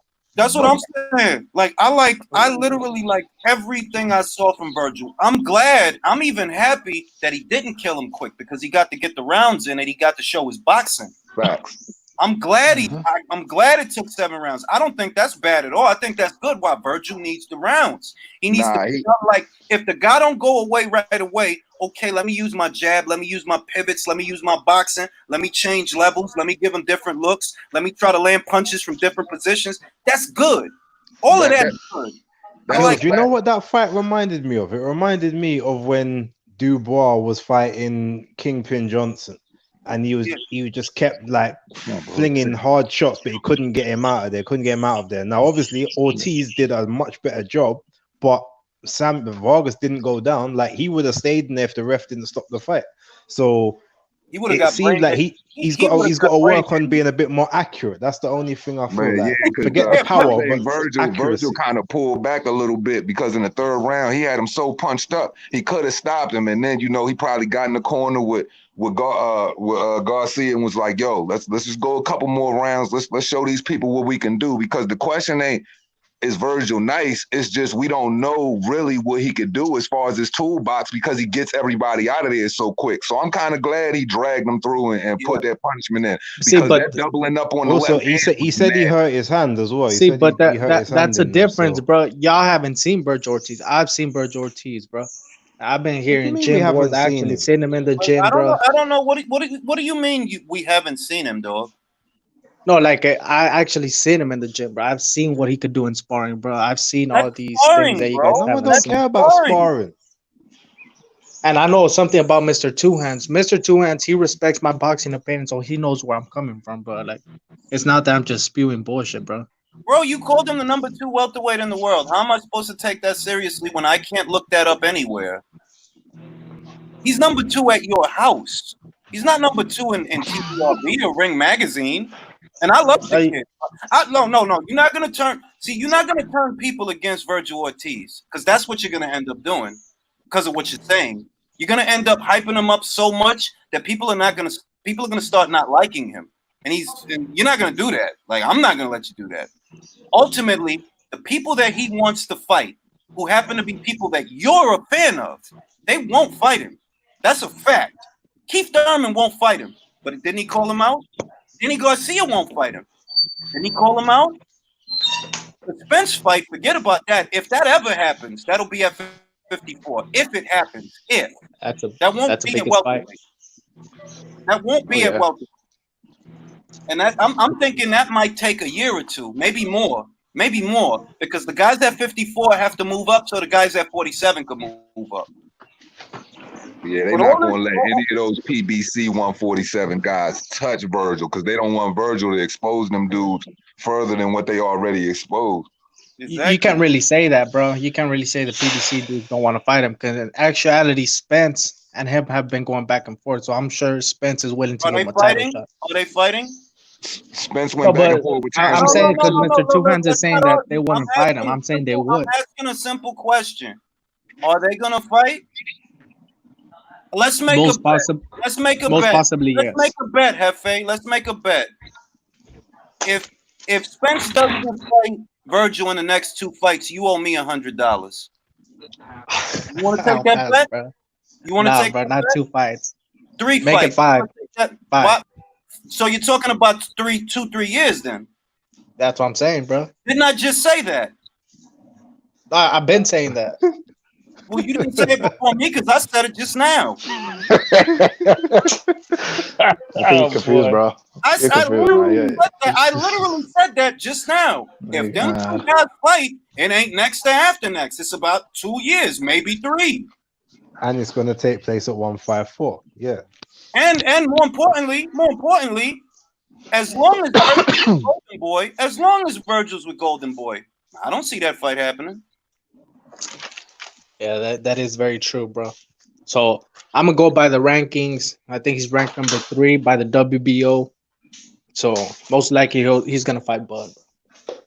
I would like for Bud to fight him, but at the same time, I'll be honest, I don't think he's ready. And if you think he's ready for Bud, if you think that he can beat him here and now, put $500 on it. I got $500. Terrence Crawford stops him. Bud will destroy him. He would, of course, he wouldn't be the favorite. That's for sure. But I didn't ask how we're built down here, bro. Like I think he should just take the fight because even if he loses, he still gains experience. Listen, you're not a bad guy. You're not a bad guy, right? For what it's worth, you're a very dedicated boxing fan. But I didn't ask. Yes. I didn't ask you if he's the favorite. I said I have $500 that if that fight happens in 2 fights, Crawford stops him. Period. Yeah, but what's so bad about him fighting Crawford? If he loses, he loses, bro. I didn't say there's nothing good or bad about it. I said I have 5. You telling me that he beats Crawford? I'm telling you that he don't, and I got $500 that I'll stake right now. If you're willing to take the bet, because you telling me he stops Crawford. You told me that when you came on here. You said he was the number 2 welterweight in the world, and now all of a sudden, bro, look at it like the Lomachenko. Look at it like the Lomachenko Teofimo. A lot of people don't think Teofimo's Teofimo because Teofimo beat a world champion. Did Virgil do that? No, because it's a much tougher division. But yeah. No, I mean I'm not gonna say lightweight is actually tougher than welterweight. Oh, you got it. Welterweight. Wow. Welterweight got 2 pound for pound fighters on it, bro. Lightweight doesn't. Well, Lomachenko's a pound for pound fighter. Well, you got Bud and you got Spence on this side, bro. Because you got like Danny Garcia. Danny Garcia, you could have it in the top 10. Danny Garcia. When's the last time Danny Garcia beat somebody good, bro? What's the last? He beat Red Catch, bro. Huh? Yeah, Red Catch is world class, isn't he? Ivan Red Catch is a good one. Well, I ain't gonna really talk Danny Garcia, bro. You got to talk that with DSFG, not me, bro. But go ahead. But you brought up Danny, so why would I have to talk to DS, whatever his name is, about something you brought up? Why'd you bring him up? Dyslexia. I'm saying he's a good welterweight, bro. Like, let's really think about the welterweight division. What's his best welterweight win? Robbery victory versus Keith Thurman. The what? The robbery victory. The against robbery Keith Thurman. victory. My lord. I'm gonna go around the panel. No, Dan. No, let's go around the God. panel. Yeah. Let's Oh go my around the God. panel. No, let's go around the panel. Let's Do you, go. Dan, I don't Dan, want to do Dan, do you think Danny got robbed? I can't stop laughing.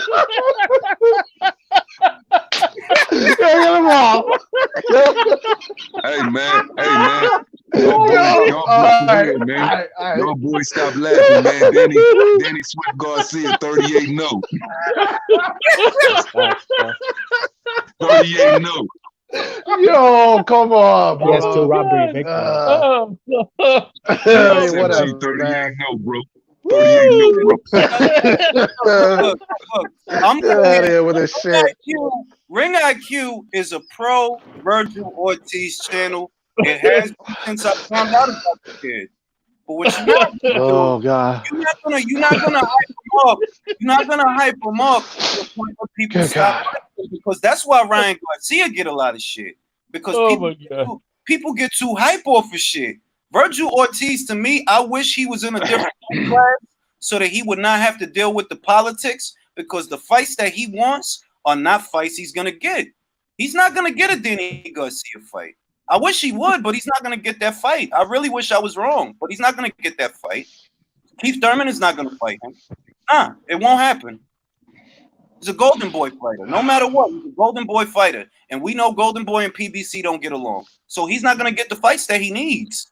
Pacquiao, I don't know what's gonna happen with Pacquiao. The only saving grace I see for Virgil, and I hope it happens that way, is that when Pacquiao retires, maybe they'll elevate Virgil to WBA full champion. I hope. I don't know, because he's gold champion. He's not regular champion. He's gold. I don't know what the WBA going to do, but that's really his best chance at getting a real belt.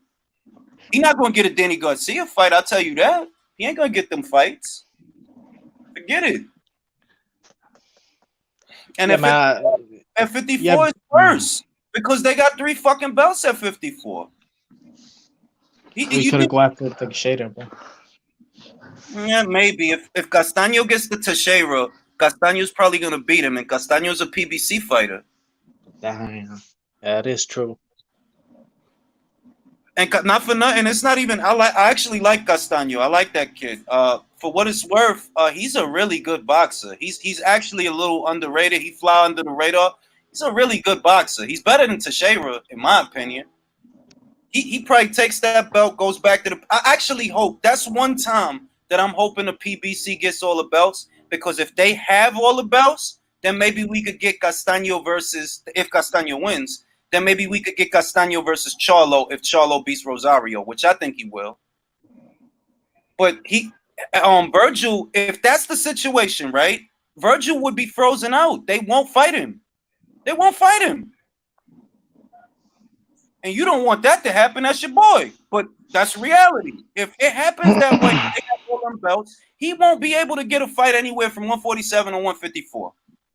Someone in the chat said the WBA would give the full belt to Tank Davis at 147.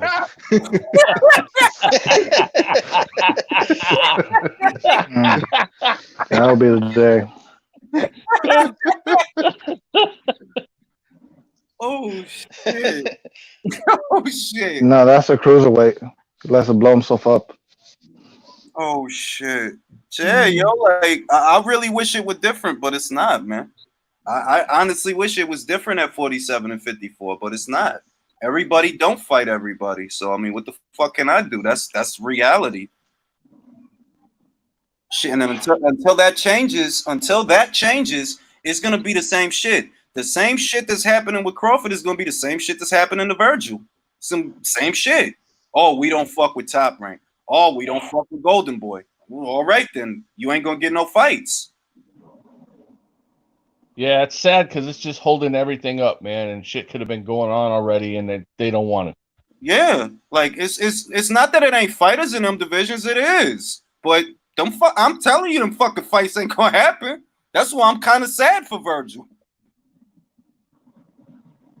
Oh well, at least I have 175, where people don't talk a lot and they punch each other in the face real fucking hard.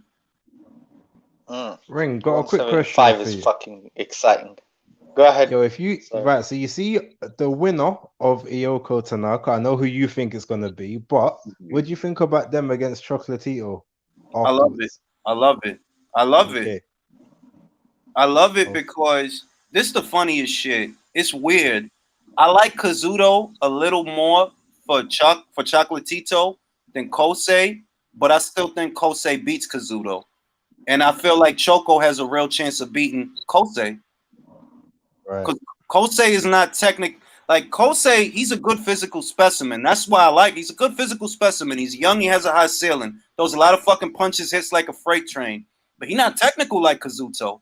You got to be technical to work around Choco, man. Because he's gonna come at you. Gonna come at you. All that boy know how to do is come forward slinging them hooks. Exactly. That's his bread and butter, bro. That's why Saw fucked him up. Because it's like, bro, you can't get in a fucking gunfight with Saw Ruby-side. Like, you can't do that. You got to box, motherfucker. What weight class is that, bro? Superfly. Superfly. Okay. Super duper fly. I love. Yeah, they gotta fight Ray Martinez, bro. If not, they're nobodies. They gotta come and see Ray Martinez, man. I think Ray Martinez is the best at that division. He's not in that division. He's literally not in that division. That's flyweight, isn't it? It's 118. What? Hefe, what do you think about 118, bro? No, it's 115. I'm confused. You talking about the WBC champion? Yeah, Martinez, bro. Yeah, that's not Superfly, bro. That's not Superfly. Are you talking about Julio Cesar Martinez at flyweight? There we go. That one, bro. Yeah. Yeah, that's not Superfly, that one, bro. The WBC champion at Superfly is Gallo Estrada.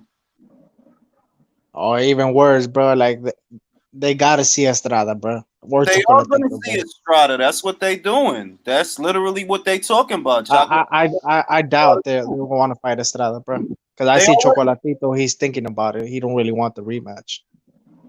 No, he wants the rematch. He just want to get paid, and he wants Juan to get paid. He didn't say he doesn't want the rematch. He said, "Yeah, I want the rematch. I think I should get over $1 million, and I think Juan should too." And I agree with him. Yeah, they both should. You both should get over $1 million. That's a great fucking fight. But even during this COVID pandemic, bro, you think that generates $1 million? They got it. They just fucking bought the rights to a German soccer league for $4 billion. You ain't got $1 million or 1.5 for Choco and Juan. That's a penny. Just as somebody. Yeah, but this ain't no charity event, bro. This is you gotta generate the money you put into the money, bro. I've been doing business my whole life, bro. So I know about that. Generate the money you put into the money. All right. Well, I don't want to hear about people's lives. I'm just being honest. All I'm gonna say is I agree with Choco. I don't think he's ducking anybody, and I don't think that Juan is ducking him. That's not one of those. I want them to get paid because I think it's wrong that Choco and Juan can't get $1 million payday off a fight. I want those guys to get paid. And I think they're going to get paid also. I actually think they are going to fight. They are going to make that fight, and they're going to get that money.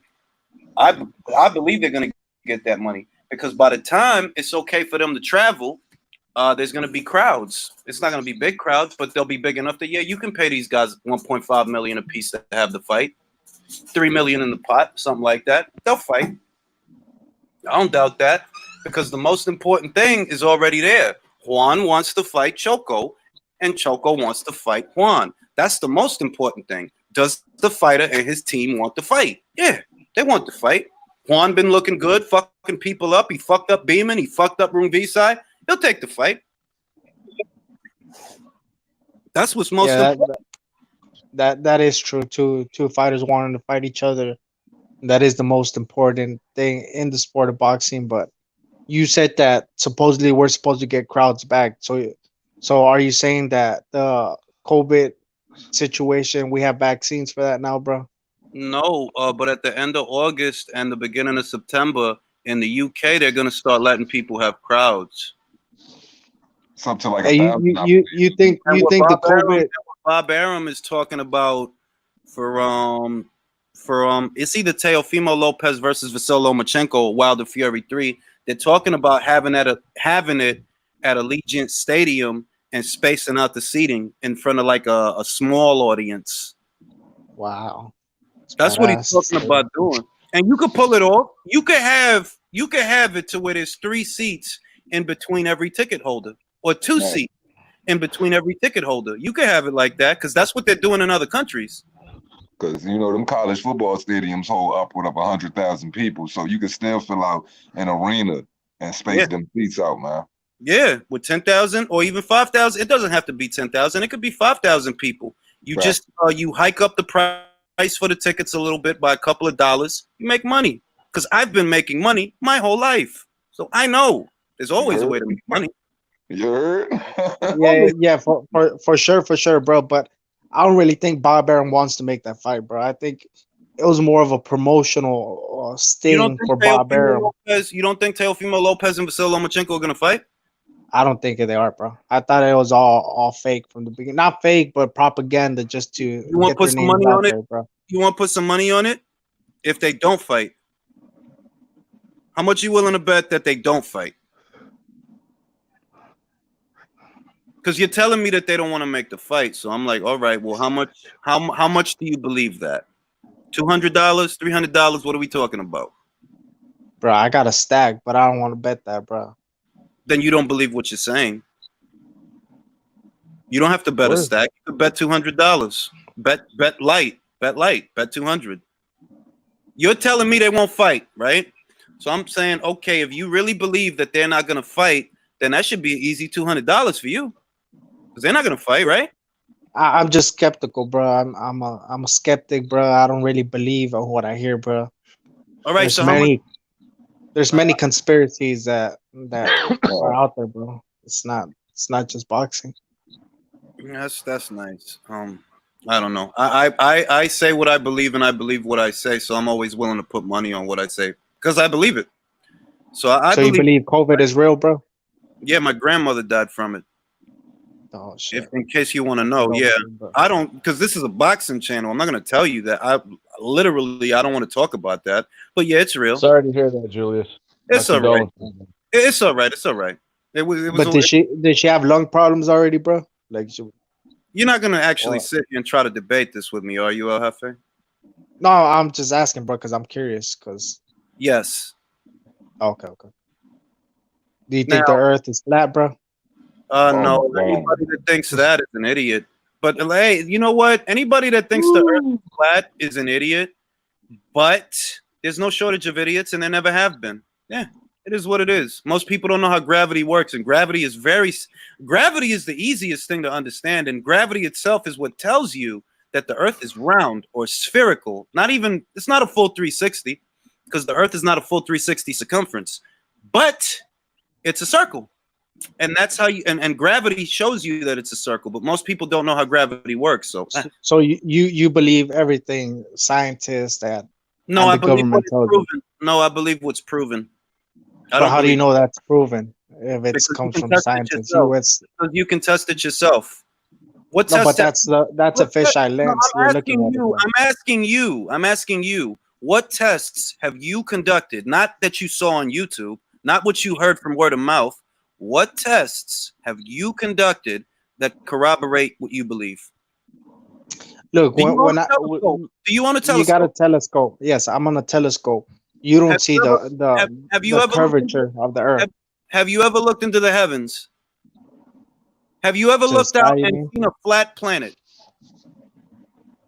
Because I don't believe in the sky program, bro. Sorry, bro. No, I didn't ask you about the sky program. Do you know when? I think that's all fake, bro. No. Have you ever heard about Project Bluebeam?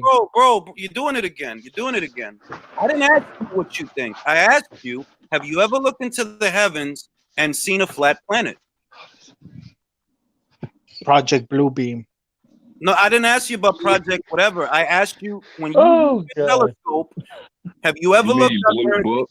No, forget all that, because this is simple.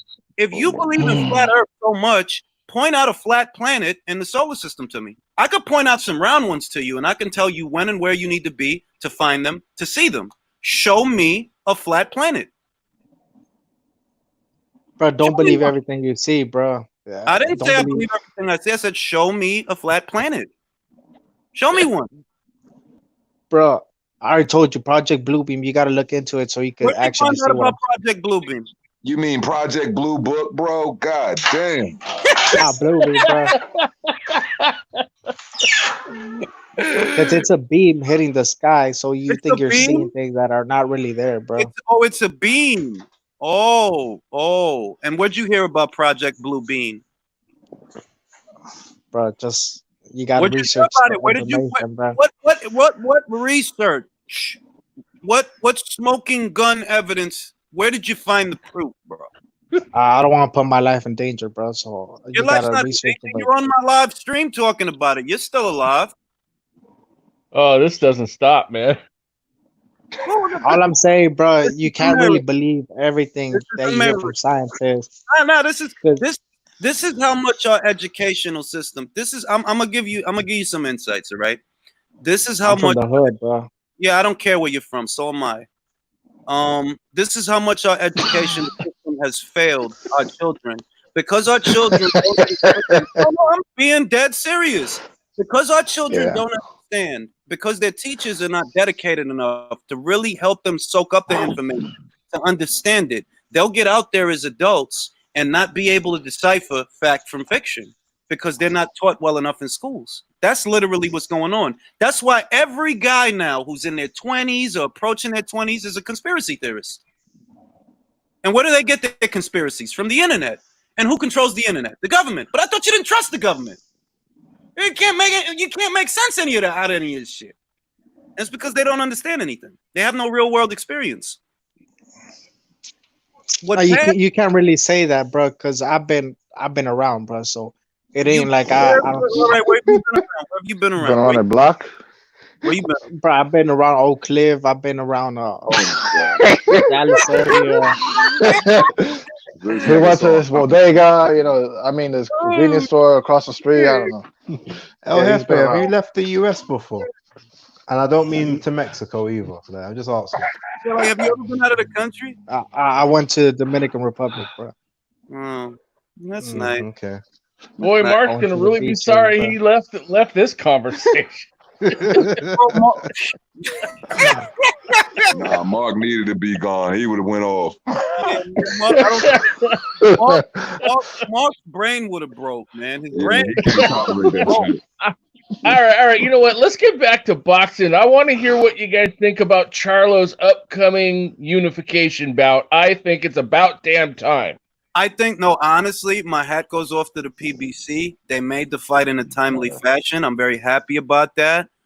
I like Charlo for the fight. I think Charlo hits just as hard as Jason does, but Charlo's a better boxer. Jason is there to be hit. Julian Williams, God bless him, he doesn't take the best punch. He doesn't. And he's chinny. And you want a belt from a chinny guy. Jermel is not chinny, bro. He's gonna get you. He's gonna get you. And I got Charlo winning that fight. Yeah, I agree. Yeah, the boy don't move his head off of the line, man. The boy Banana don't move his head off of the line. Jermel Charlo has equal enough smack as Banana does, and that's going to be Rosario downfall. The fact that he just likes to walk through all his punches. You can't walk through Mel punches like that. You're going to get knocked out. Yeah, because remember, Julian Jackson's son? He was out boxing Jamel for a little while, and then he got caught. He got fucking caught, bro. That dude can hit. So I got Mel winning that fight. It's Jamal versus Sergey. That's like, yo, that shit is up for grabs, bro. That shit is up for grabs. But you know what? Even with that fight there, as much as it's a good fight, again, it's another guy who last fight he lost, hasn't redeemed that. So they're finding a next guy who's coming off of a loss to fight. That's true. So as much as I think it's going to be a good fight, I can't respect the fact that you're choosing a guy who's just got beat in his very last fight and he's getting another title shot. Instead of Andradre, because and I'm glad that Beats said that, because Beats reminded, and for those of y'all that are not already subscribed to Boxing Beats and Rhymes. he said it best. That like, I'm not gonna forget that. Like, yo, they offered you all that money to fight Andradre, and you could have unified.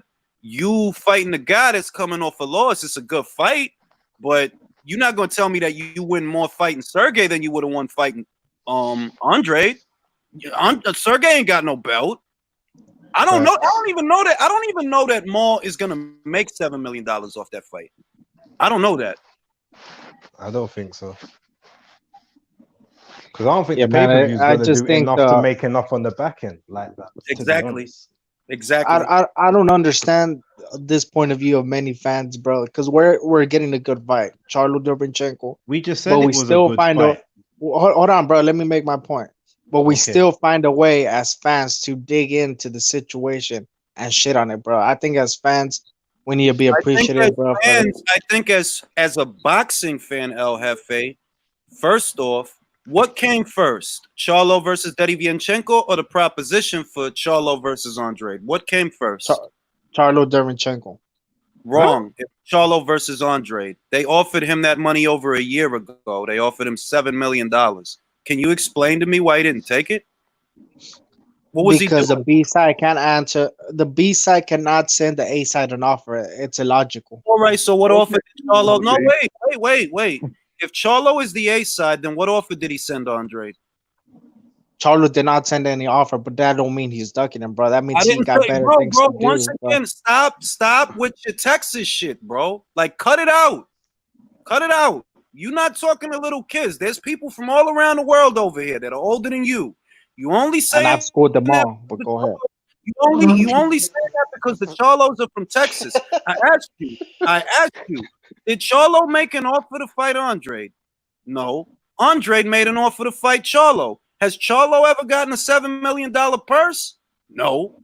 Is he gonna get $7 how do you know? How do you know he's never made $7 million? You gotta explain to me how. It's documented. Commissions. But what about the back end money, bro? What back end money? He wasn't on pay-per-view before. What? But you get the tickets. The tickets.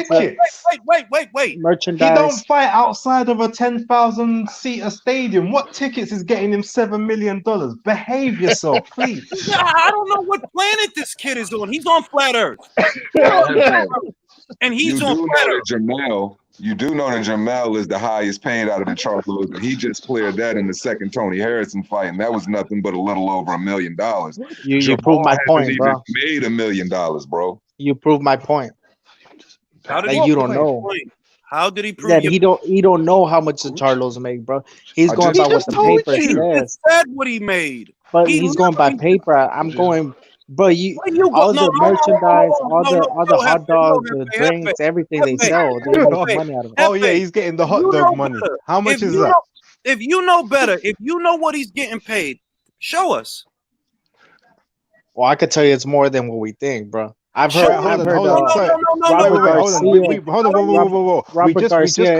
We just confirmed that Jamel is the one who's earned the most out of him, right? And he said he cleared about $1 million.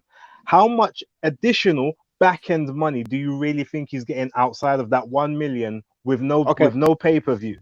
Only getting ticket sales and hot dog money. How much is he clearing? Okay, let me say this real quick. Robert Garcia.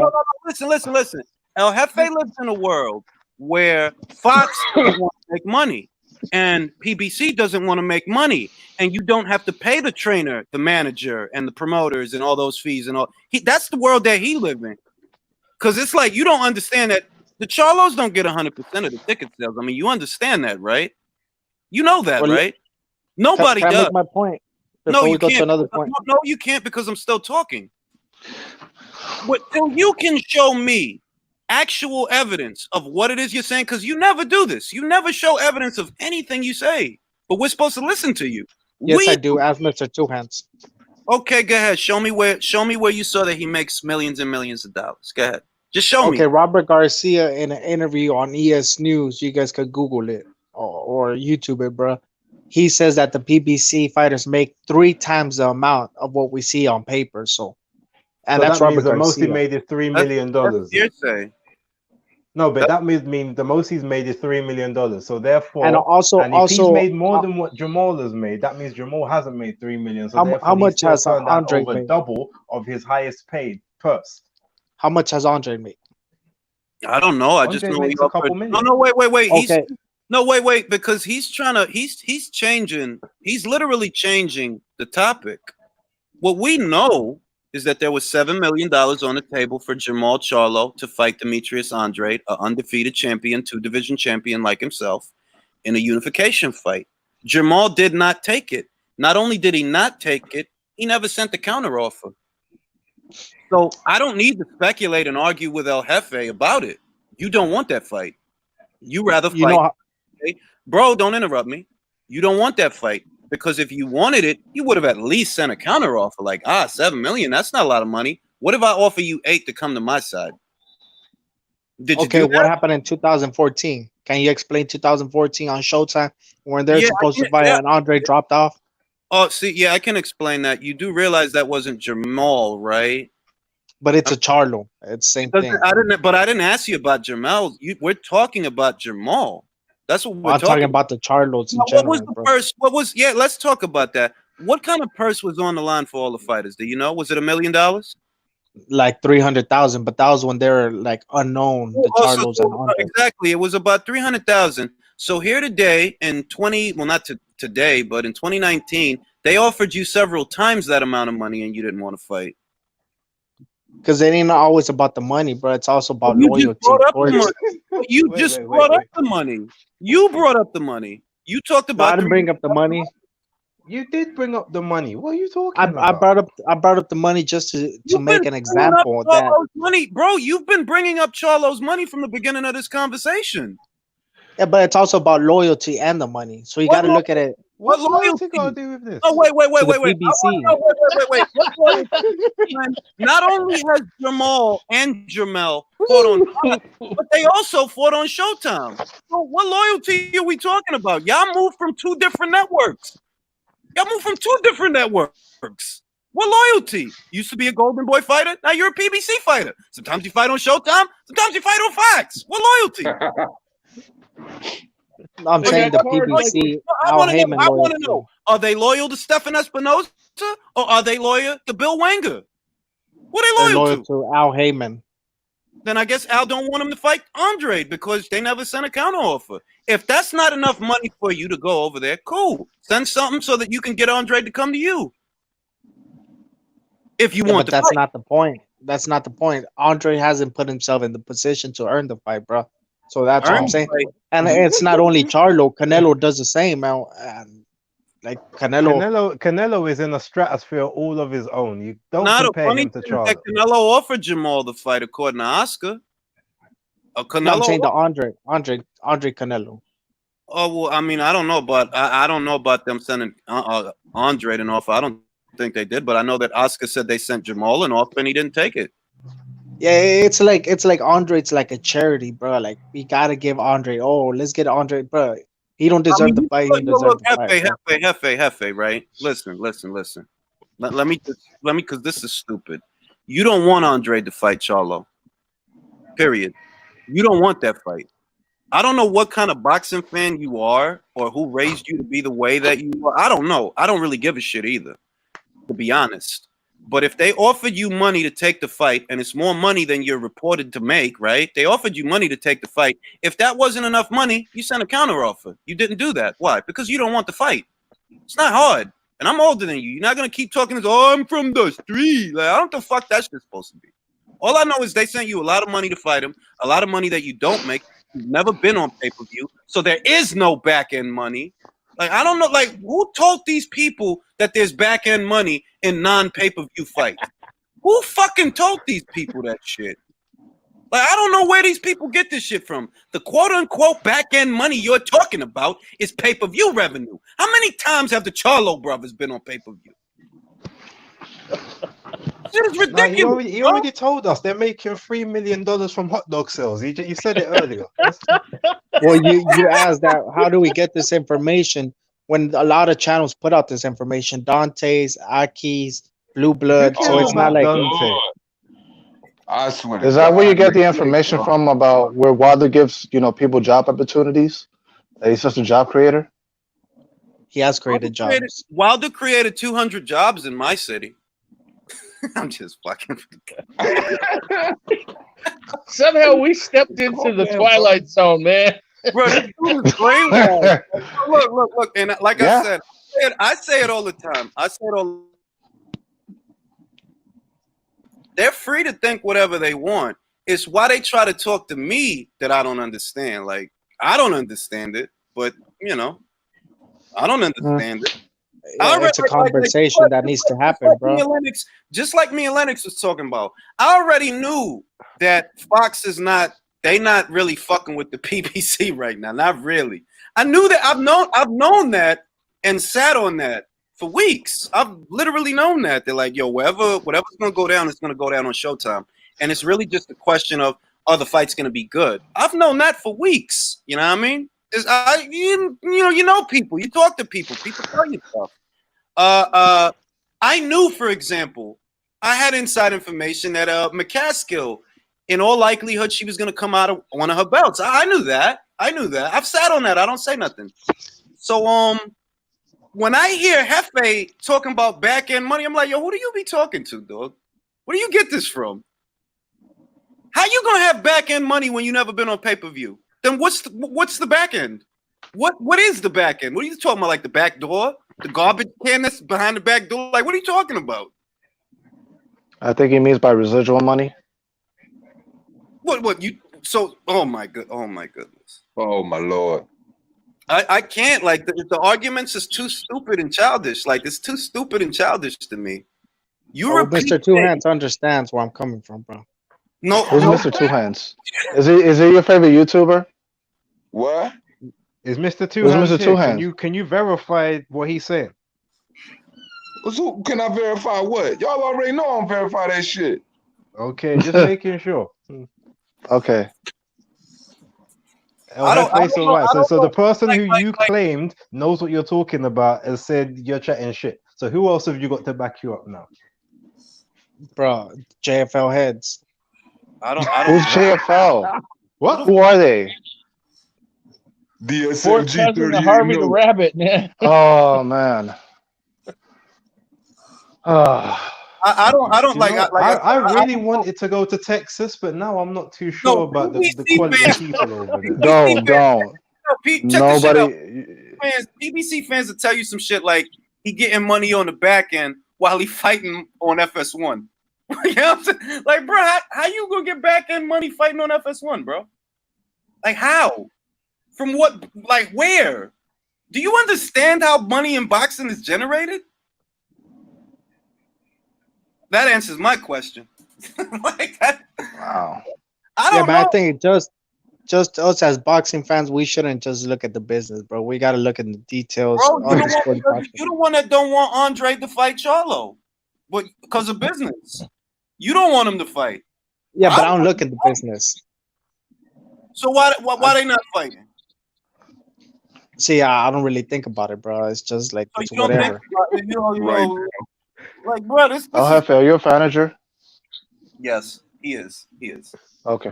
All right. He literally don't want Charlo to fight Andre. Okay. Right. He'd rather if you asked him, he would prefer to see Charlo fight somebody who's coming off a loss than a champion who's undefeated. Because of hot dog money. This is the part where OG Hefe says, "Shout out." Oh, maybe that's it. That's the back end money they talk about. Hot dog sales. That's what they're making money off. This is what $4 million worth, apparently. They slinging big Oscar Mayer over that way. Pause. They put Floyd's foot in the hot dog water. They put Floyd's foot in the hot dog water, bottle it, and then sell it during the fight, and you get to drink it. Spicy hot dog water. Not just any hot dog water, spicy hot dog water. Okay, question. And this was actually a comment that was made in the comment section. I was curious about it myself. Now that Serrano isn't fighting Katie Taylor, she signed the contract. So isn't she still legally bound because of the contract to fight her at some point? Well, Yep. I think it depends on what Eddie feels like doing, and I honestly think that what he might do, and because this is just this, there's only a few ways it could break down. He could try to pursue the fight via the contract because it's a legally binding document. But based on how she's behaved, and based on what I know, somebody that knows somebody, right? And just based on how tired people are of dealing with the bullshit, I feel like they might cut her loose. Like, No, do you just know what? I don't think he will. I think Eddie's gonna be petty and he's gonna keep her in that contract so she can't do anything else until she does the fight. Because remember, she can't do anything at all to make money until he breaks that contract or she has the fight. I think that's he's true. gonna keep her in it. And I That's think true. Eddie's gonna be extremely petty because she wasted his time. That's true. And they tried to get away. Yeah, Serrano wants some bullshit, bro. They tried to double dip. That's what it was. Like, you saying that you spent $10,000 training, Eddie fronted you $10,000, and you saying you spent the training at a time when you couldn't even spar in New York. You couldn't spar. Who the fuck were you sparring when everything got shut down and people was dying? Who was you Hey, yo, sparring? Julius. Yeah, Word but she on didn't the have her street own private gym. Word on the street, Amanda's still trying to come up with that 10 racks of Eddie money. I mean, I look, I've been saying it for a long time, and motherfuckers don't like hearing it because they think, oh, this motherfucker just told. Nah, I said she don't want that fight. I've been saying that for over a year. She don't want that fight. I've been saying, you can look at her career and see she don't want that fight. It was mad girls. It was mad girls from Mexico to Argentina that woman could have fought. It's the reason you didn't fight none of them. Delphine, look, this is the funny shit. The first title that Amanda Serrano won from a champion, right, was where? At 135, at lightweight. That's right. The first title that she won from somebody that was actually a champion was at lightweight. But you talking about, oh, you too small, all this bullshit. Like, get the fuck out of here, man. You've been juggling in weight. You just want to fight these broads that don't stand a chance. That's the only way they'll get you in the ring. If they put you in there with a no-hoper, then yeah, you'll fight. If they try to put you in it with a Katie Taylor, we see the difference. None of these other champions, not Volante, not Bustos, not Sanchez, not motherfucking Pursoon. It wasn't all this bullshit. The fights got made. The fights got fucking made. You the only one that fight couldn't get made. And it ain't because you sell so many tickets. Shit. Sorry. Like, go ahead, I already said something on Twitter. Like, I tweeted something like, I'm like, yo, Amanda Serrano was complaining about $200,000 for the fight, but we all know that Clarissa Shields got paid $300,000 to fight Hobson. So if Clarissa Shields, an undisputed champion, only got $300K, how was you even complaining about the $200? It looked like you had a good opportunity there. You just didn't want no smoke with the girl, Katie. I agree, because Clarissa has belts. She has belts, and she's bringing them to the fight. Whereas in the Taylor fight, you're not even bringing shit for Katie to win. Like, you literally not bringing no belt for her to win. So why the fuck they got to pay you an arm and a leg?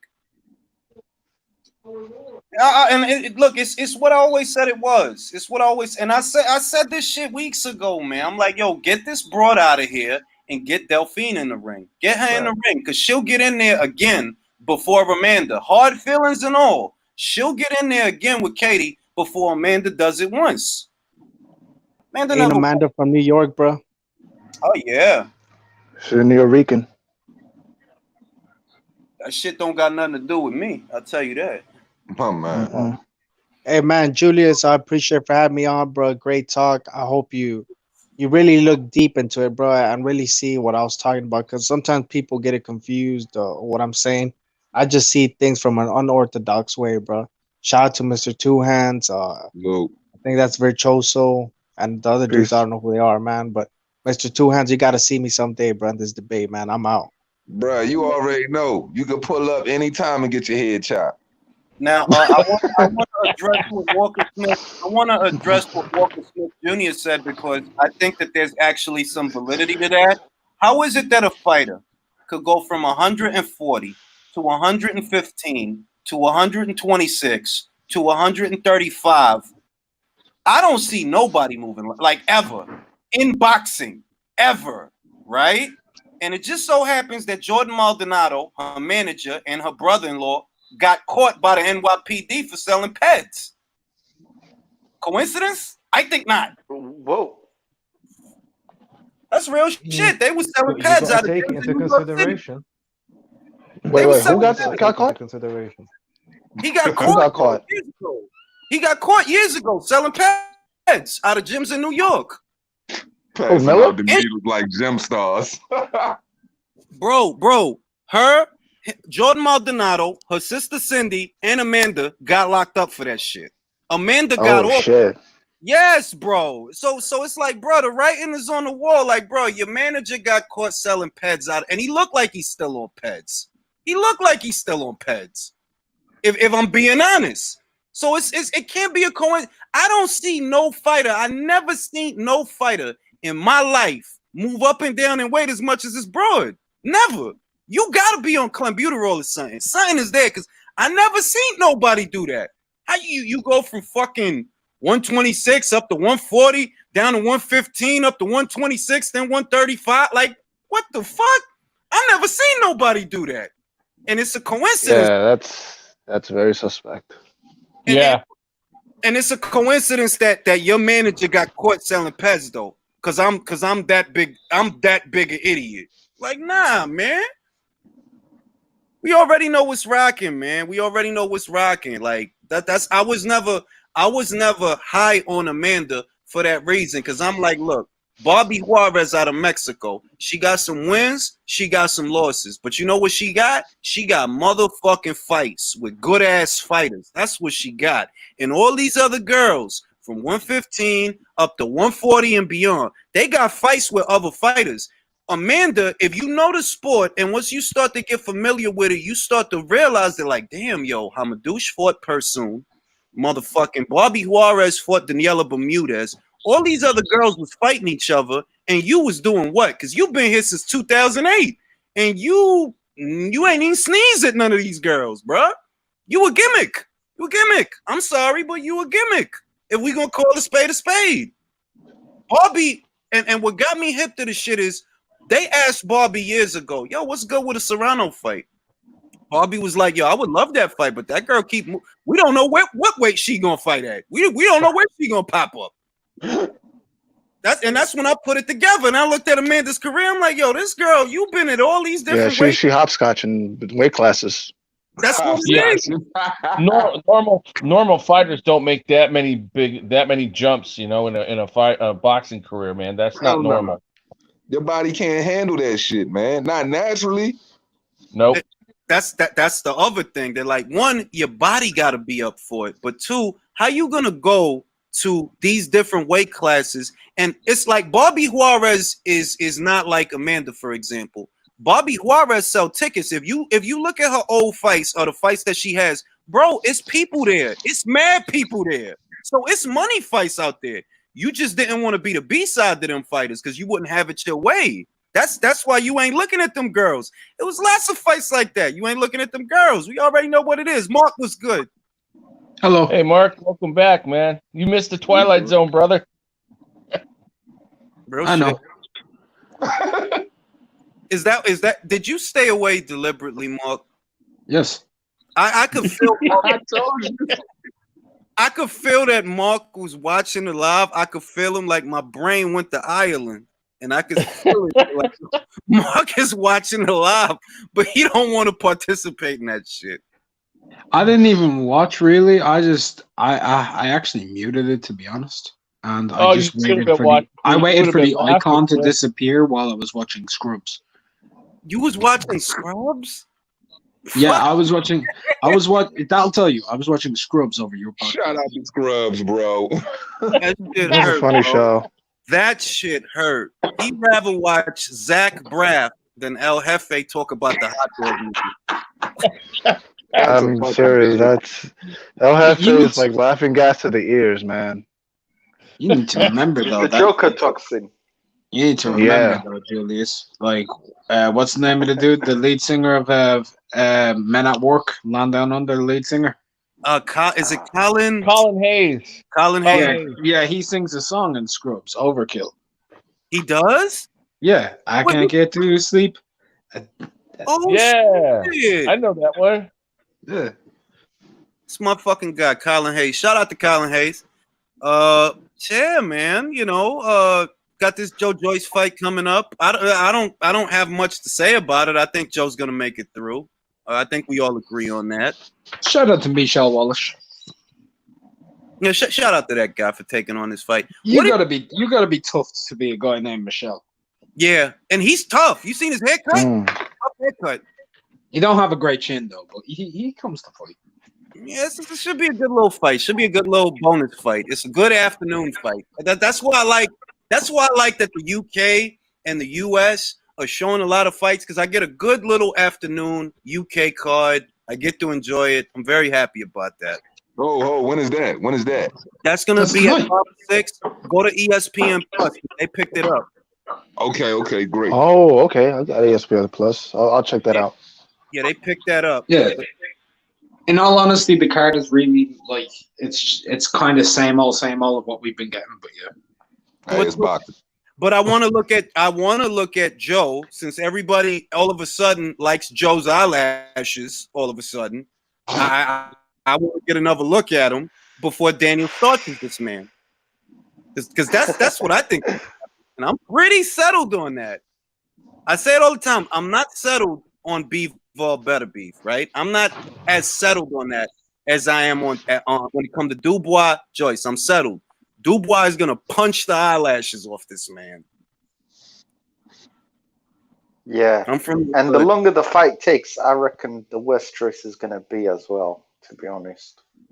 Yeah, dangerous Daniel Dubois. They sleeping on my guy. I don't know why. I don't know why they want to sleep on my guy. You seen the clip I put up, Julius? But that clip tells the story, and it's just a question of will Daniel go to the body because he was obviously hurt in that clip. He's obviously hurt. How you got to get him? Go to Joe's I don't body. think he can take it to the body. I don't think he can. It's kind of, every time, like even in the clinch when he was being hit to the body there after that shot, it's kind of like Keith Thurman.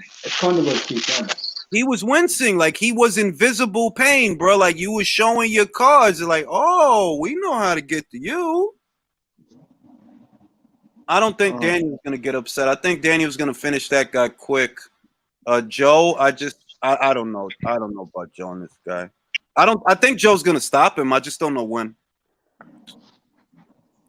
George, Henry Armstrong had to drop the featherweight when he was 3 division champions simultaneously. Fair point.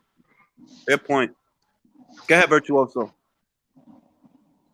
Oh no, I mean Joyce is like I compare this style to George Foreman because the way he leaves his hands outstretched. I would figure that Joyce probably had to show another, some wrinkles to his game because I don't think it's really that hard to really miss this guy, Joyce's shots. I don't think so. That was a big thing for me to like. I don't see him getting out of the way of Daniel's jab. I don't. I think he's gonna be there to be hit. I don't see rounds, man. Yeah, I just don't. I don't. We'll see. That's why it's such a great fight because I could be wrong, and I have to acknowledge that too. I could be wrong, but I am with Daniel. I'm settled on Daniel, and I'm going with no neck Daniel to win the fight. Daniel doesn't have a neck. He never had a neck. He just has a head. He never had one. He's like the shampoo, Head and Shoulders. He never had a neck. Like Benzino. Oh man! Shout out to the made men, man. Oh shit, he's like a Goomba from. You remember the Super Mario movie? Oh fuck, bro. Oh man. They used to put memes up about him and the Goomba. So yeah. Yes, that's Daniel. I'm mad the Goomba look like that dude on Beetlejuice though. Yeah, he damn sure do. Damn sure do. Yo, the dude said that Virgil Ortiz is number 2 at welterweight. Dog, my eyes almost came out of in the world, though. In the world. Bro, that shit, like, my brain was going to slide out of my ear and leave. It almost came out my body when he said that shit. Like, I'm like, yo, I can't compute this. Like, how is anybody actually saying this? Because of Samuel Vargas? Like, oh my God, bro. Like, Errol Spence got Sammy out of there. Christ. Yeah. Yeah, but he said Errol Spence was number one, so you know. Oh, okay. Because Oh yeah, that makes up for everything. It hit him. Hey, Mark, it hit a point where the whole panel just stopped and started laughing at him, man. Yeah, because he said that Charlo's getting back end money. I'm like, what the hell are you talking about, dog? Like, It's the hot what are you dogs, man. talking about? It's the hot dogs, man. He getting a lot of hot dog money, man. Hot dog popcorn money, man. Like, what do you think? He's getting like $4 million off of popcorn and hot dog money. Oscar That's Mayer weenies. Bro, you would have to sell 4 million hot dogs to get $4 million. That's a lot of them. Moving Nathan's like, wait. I'm glizzy. I don't know. Oh man, I know. Then he got into the Project Flat Earth or Blue Beam. Or... Oh yeah, according to him, Project. Yeah, I had to leave for that. You know, the other thing is, he ain't even got his tinfoil hat on right. Gravity. Look, I don't want to make this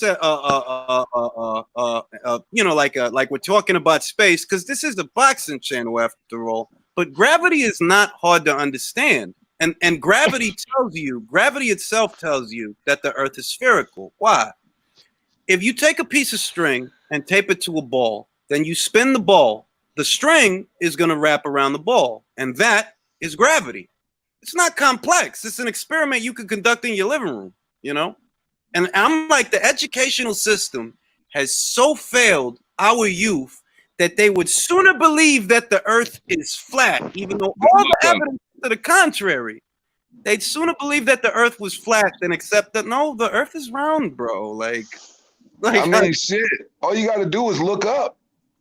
Yeah, honestly, I've never looked out, and I had a telescope. Well, I should say my sister had a telescope when she was young. And, you know, you got to look out there at certain times in a day. Well, not in a day, but you got to look out there at certain times to see certain planets because they're not visible all the time. I've never seen a flat planet. That's all I'm going to say. I never seen a flat planet. Someone in the chat just said gravity is unproven. Now, gravity's proven, bro. Here's what you do, Ant. Go to the top of your house. Go to the top of your house. Oh, please don't say that. Don't say that. Don't do it. Somebody No, that's the only way. will do that. It's social Darwinism. They gotta go. Go to the top of your house. Step off the roof and tell me what happens. That's all I want to know. Or you can just sit under a tree and wait for an apple. Yeah, but you know, I mean, Isaac Newton did that, and that wasn't enough for these guys, so they got to do it themselves. Go to the top of the house, walk off the roof. No. That's too high. At least say the first floor. Depends how big their house is. They might only have one floor. I mean, shit, I literally just said the other day, these boxing dudes' thought process got me on the first floor window edge, ready to end it, bro. I'm ready to jump right now. Like, now we're doubting gravity. It's like, bro, like I can't. And I think it's because, and I firmly believe that Americans are more affected by this than other people. It's because we tend to gravitate towards sensationalism because we're used to shock culture. You know, like, oh, it gotta be this, it gotta be that. No, it's a pretty boring explanation. Gravity is real. The Earth is unfortunately spherical. I know that's not what you want to hear, but that's what's going on. And he was set to tell you COVID-19 wasn't real until you cut him off. Oh man. That is like dog, like the only conspiracy I believe in is the man landing on the moon is fake. I'm gonna say this. I don't believe in a lot of conspiracy theories. I don't, but I don't dismiss them because it's unintelligent to dismiss things. And I'm with Mark. I don't believe. I believe we made it out to space. I believe that. But at that time, we had every reason to lie because we were in the middle of a Cold War. You know, that's what was going on. We had to beat the Russians at something. They beat us into space. So why wouldn't we lie and say, well, we went to the moon? Are you Has Shout out to anyone sure? ever Stanley. has anyone ever put man on the moon since though? Shout out to Stanley Kubrick. Honest to my knowledge, There no. were a couple more Apollo missions after that. I know one of them was Apollo 13, but they didn't make it to the moon. They just orbited around and came back. Like we This put is other my shit on the thing. moon, but When not man on NASA the says moon. they don't have any of the data from any of the moon landings, like you just lost it all. Like one of the most monumental achievements human beings can accomplish on this earth. You mean to tell me you just lost all the data? Like NASA's just a bunch of fucking retards. I'm Well, look, sorry. I just don't believe it. the fucking flag in the image of whoever the hell that was, it's got fucking ripples on it. There's no air up there. How's this flag got ripples on it? This flag should look like a brand new pair of Dickies. If anything, there's no air up there. Should be perfectly flat. I'm also confused by the fact that there's no shadows when they're walking. Well, if they're on the surface of the moon, right? There's There'll no be shadow. there's no atmosphere on the moon, so there's nothing preventing the ultraviolet rays from burning you alive. Bro, But you know what dude Google Earth that whole shit, these so-called moon landings and stuff like that. And then he ended up in the Google Earth photos. You can see NASA just chilling out that joint.